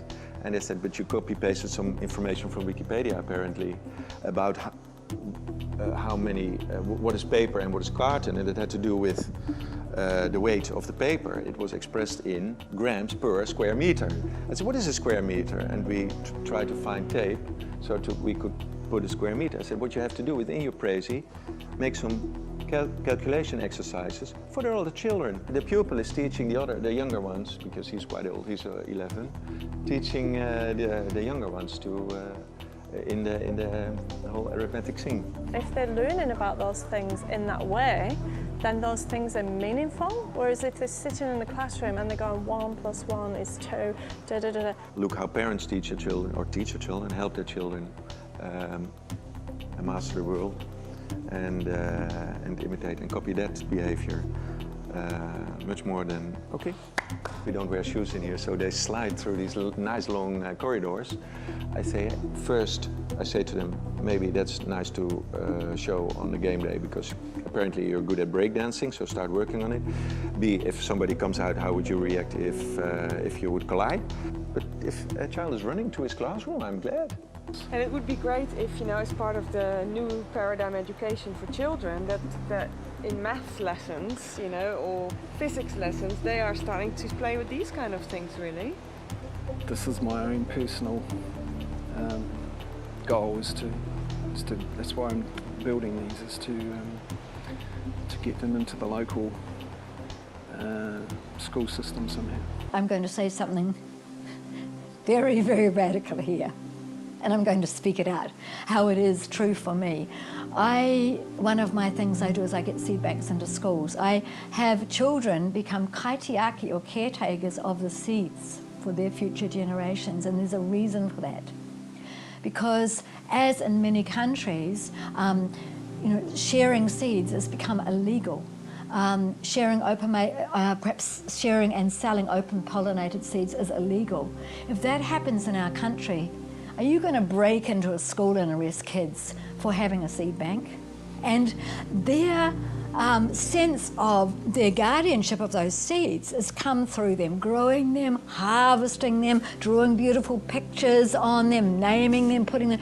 They are totally like, we are caretaking for these seeds for not just us but for our community, and adults have to come and ask them for seeds. Children are way more clever than adults give them credit for. Children can learn really, really quickly, and they model, they copy. So schools often, a lot of the brightest people are held back by schools. Steve Jobs is a good example, dropped out. Albert Einstein's a good example. Albert Einstein was considered by his professor to be a dull student and nothing much would come of him, and he couldn't even get a job as a school teacher the year he wrote the theory of relativity. So it's an example, and the same with Steve Jobs. He could never have done what he did with the beautiful integrated operating system behind Apple if he'd stayed inside the university, because he would have lost a lot of the creativity and a lot of the drive, because he would have been required to conform.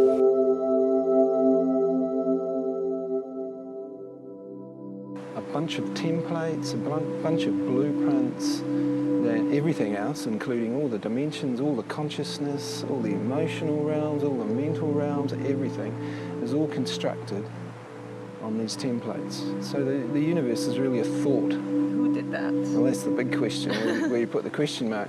You have collectors of consciousness, so humanity is a collective of consciousness. Eventually, humanity becomes what ends up being humanity, becomes a unified humanity. And that unified humanity joins together with other unified collectives. I'll use a famous term by the Ra channeling source, Law of Run. A soul memory complex is the way they term a whole society that's unified. So then you join with another whole society which is unified from somewhere else, and then you join together as collectives of them. And the creative potential of those is beyond any person's imagination, but eventually you create larger and larger, longer lasting scenarios. We're divine beings in physical manifestation. I believe this being Satan, I've mentioned. Where does that word come from? Satan is an anagram of Sanat. Sanat Kumara. He's the oldest firstborn son of Brahma. This comes from the ancient Vedic knowledge. And Sananda Kumara is the secondborn. And if you fit that with the Judaic idea, Lucifer is the firstborn, Michael is the secondborn. It's the same story of the two brothers, the elder brother and the younger brother. So I believe that they create the spectrum of duality in which we grow and learn. We're tempted to be good by Michael, by Jesus. We're tempted to be bad by Lucifer, by Jehovah. And you know, neither one nor is good nor bad. It's like in Bali, they have the checkered white and black flag. Good and evil are a duality for learning, for progress. In the perverse occult belief system of those who think they're the rightful rulers of the planet, they do actually have to tell us what they're going to do. It doesn't mean to say they put it on the front page of the most sort of popular red top paper, but it means that somewhere out there, the script has to be available. And then it's up to the individuals whether or not they go seek it out. Wow, so it's to do almost with this free will thing. Yes. And that's what a gift. I like that. Oh, wow. Both shoulders. Oh, wow. Part of the game here on planet Earth is free will, free choice. Yes. So they cannot push it upon us. We have to have known it before they do it, and then have consented by not stopping it. So the three most powerful tools that these entities have are all in our control. That is our apathy, our abdication, and our willful ignorance, cognitive dissonance. And in their belief system, the most powerful tool there is abdication, because abdication means that we've got a pretty good idea what it is they're going to do, and we choose, even though we know, to ignore it. Humanity is the hare sleeping under the tree, and the New World Order, or the conspiracy, if you want to call it, and the psychopath, the scumbags, are the tortoise, and they're nearly at the finish line. They've almost got everything that they need in order to dominate humanity forever in an irresistible global dictatorship. We've got all the mass surveillance, we've got all of that. I think it's wrong of any politician to take away the public's seat at the table of government and say, you'll simply have to trust us. And you know what? It's not in the public interest to know about these programs. Humanity's only just waking up under the tree and thinking, oh my God, I've better get a run on because that tortoise is going to reach the finish line. That's where we're at right now. We're really, really far behind, but we're moving really, really quickly. The New World Order is really far ahead, but their progress is slow, and their progress is getting slower and slower. They're having a tough time right now, the people who want to dumb us down and control and kill us. It's not going according to plan. You either have constructive wave interference or destructive wave interference. So destructive wave interference cancels itself out.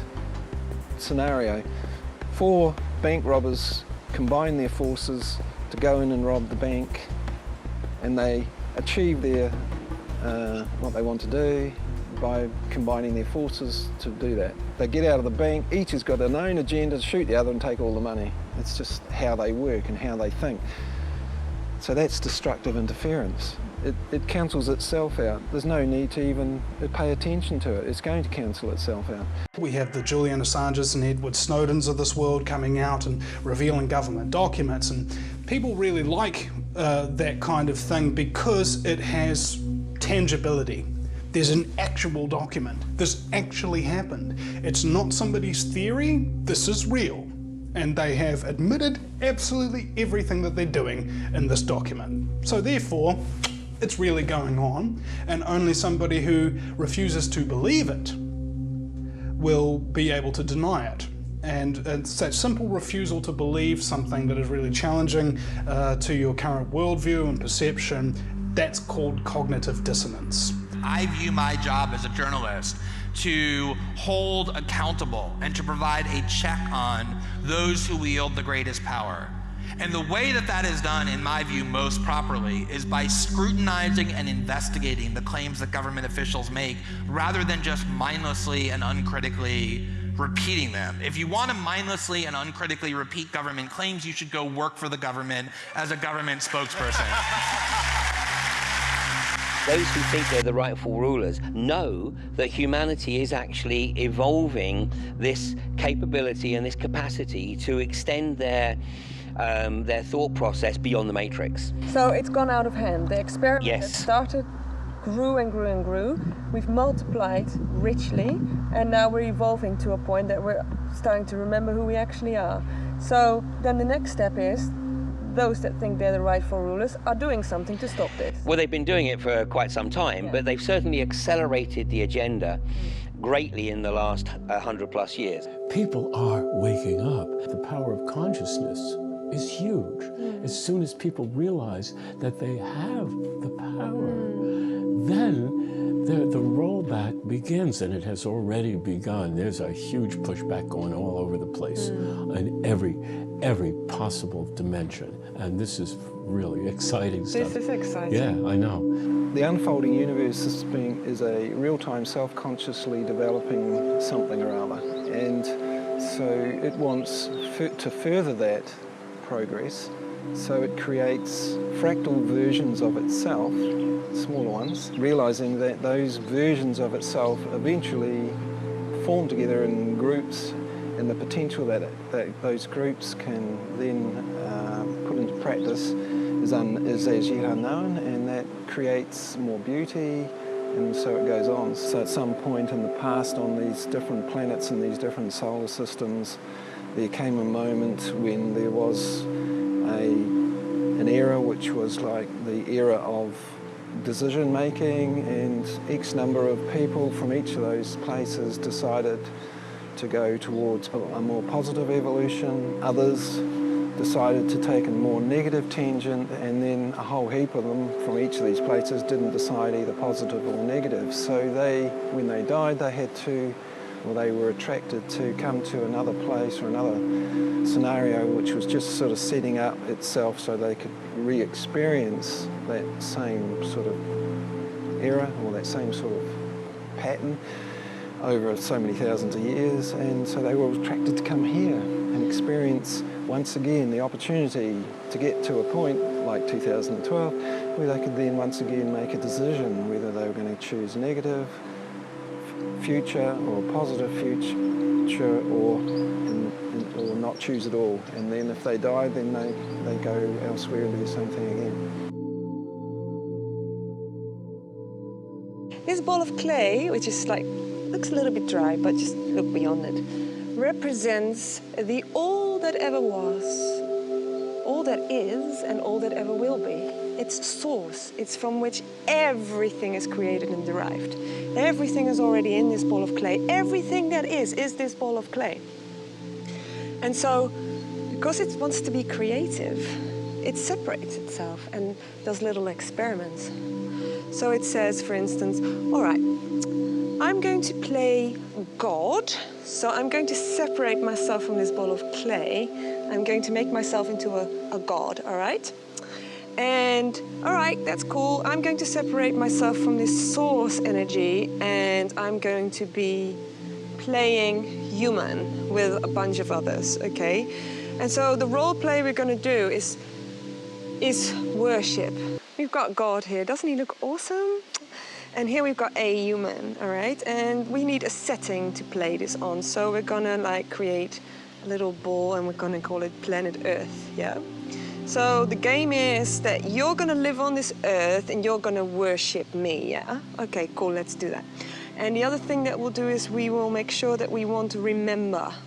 And the fun part of it is that not only do we experience this whole experience, but we have to go back to remembering slowly. That's what we're going to be doing. Okay, cool. So these humans, there's heaps of them, go to planet Earth and they start experimenting with the feeling of worshipping, okay? And this God says, okay, I'm going to start feeling what it's like to be worshipped. And let's see what I can do with all the powers that I have. And so this goes on for quite a few thousands of years, and quite a lot of these humans remember.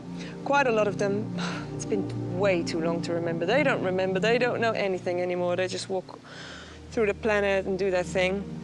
Anyway, there comes a point where those that have remembered will go home, they go back to the ball of clay, and those that haven't remembered might one day remember and go back to the ball of clay. Anyway, there's an end to everything, right? Nothing lasts forever. So, God goes home, and little human goes home. And so they all merge again with the ball of clay. There comes a point where a new experiment is going to be done. I mean, there's always thousands and millions of experiments being done from the one source, where this little piece says, now I am going to play God. Now I want to know what it's like to play God.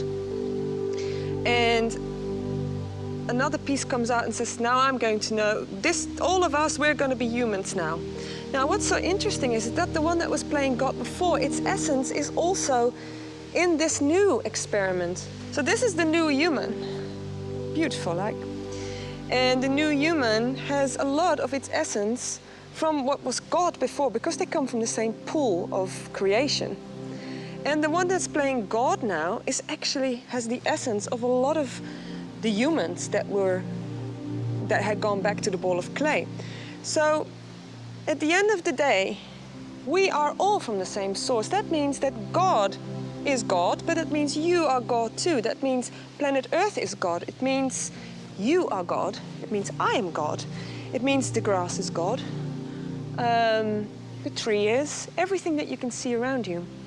And so I'm making this film, right? And the reason why I'm going off on this massive tangent here is because at the end of the day, when we remember that we come from the same source, and we remember that it's all a temporary expression, an experiment, then we know that we are all God. And that's really hard for a lot of people to realize. It's so hard, in fact, that we kind of don't want to know.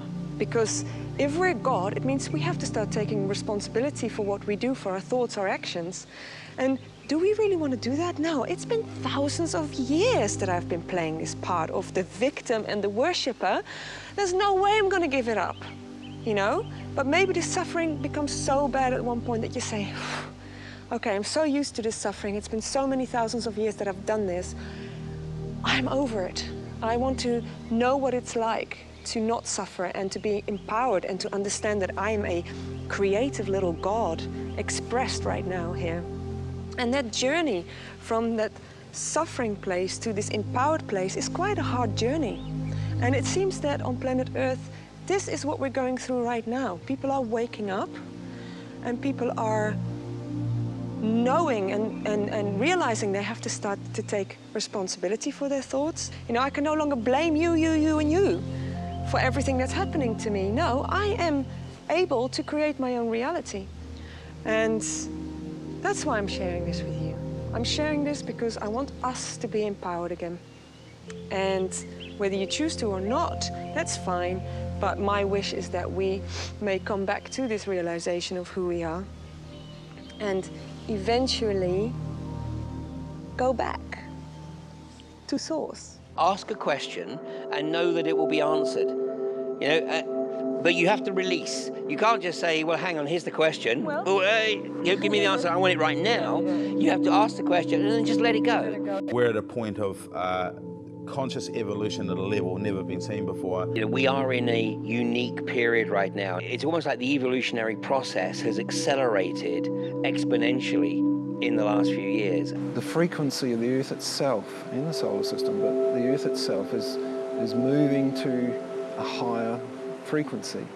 And those that are attracted here from now on have to have a higher frequency than those that could come here before. There is no point where humanity and each individual isn't peaking on their spiritual path. They always are. So we're exactly where we're meant to be. How can I take a chip off that block, take a chisel to it, knock off a piece, and be able to carry that one little piece? If you stand up and want to be active, it's fantastic because you can actually have a national voice. You know, you can become powerful just through your own motivation. And that's what we're doing in this district, and that's what that Earth House is on the way to becoming, a very strong player. Nobody can do everything, but everybody can do something. I don't have the power to punish the powerful. But you have the power to play your card. Yeah, exactly.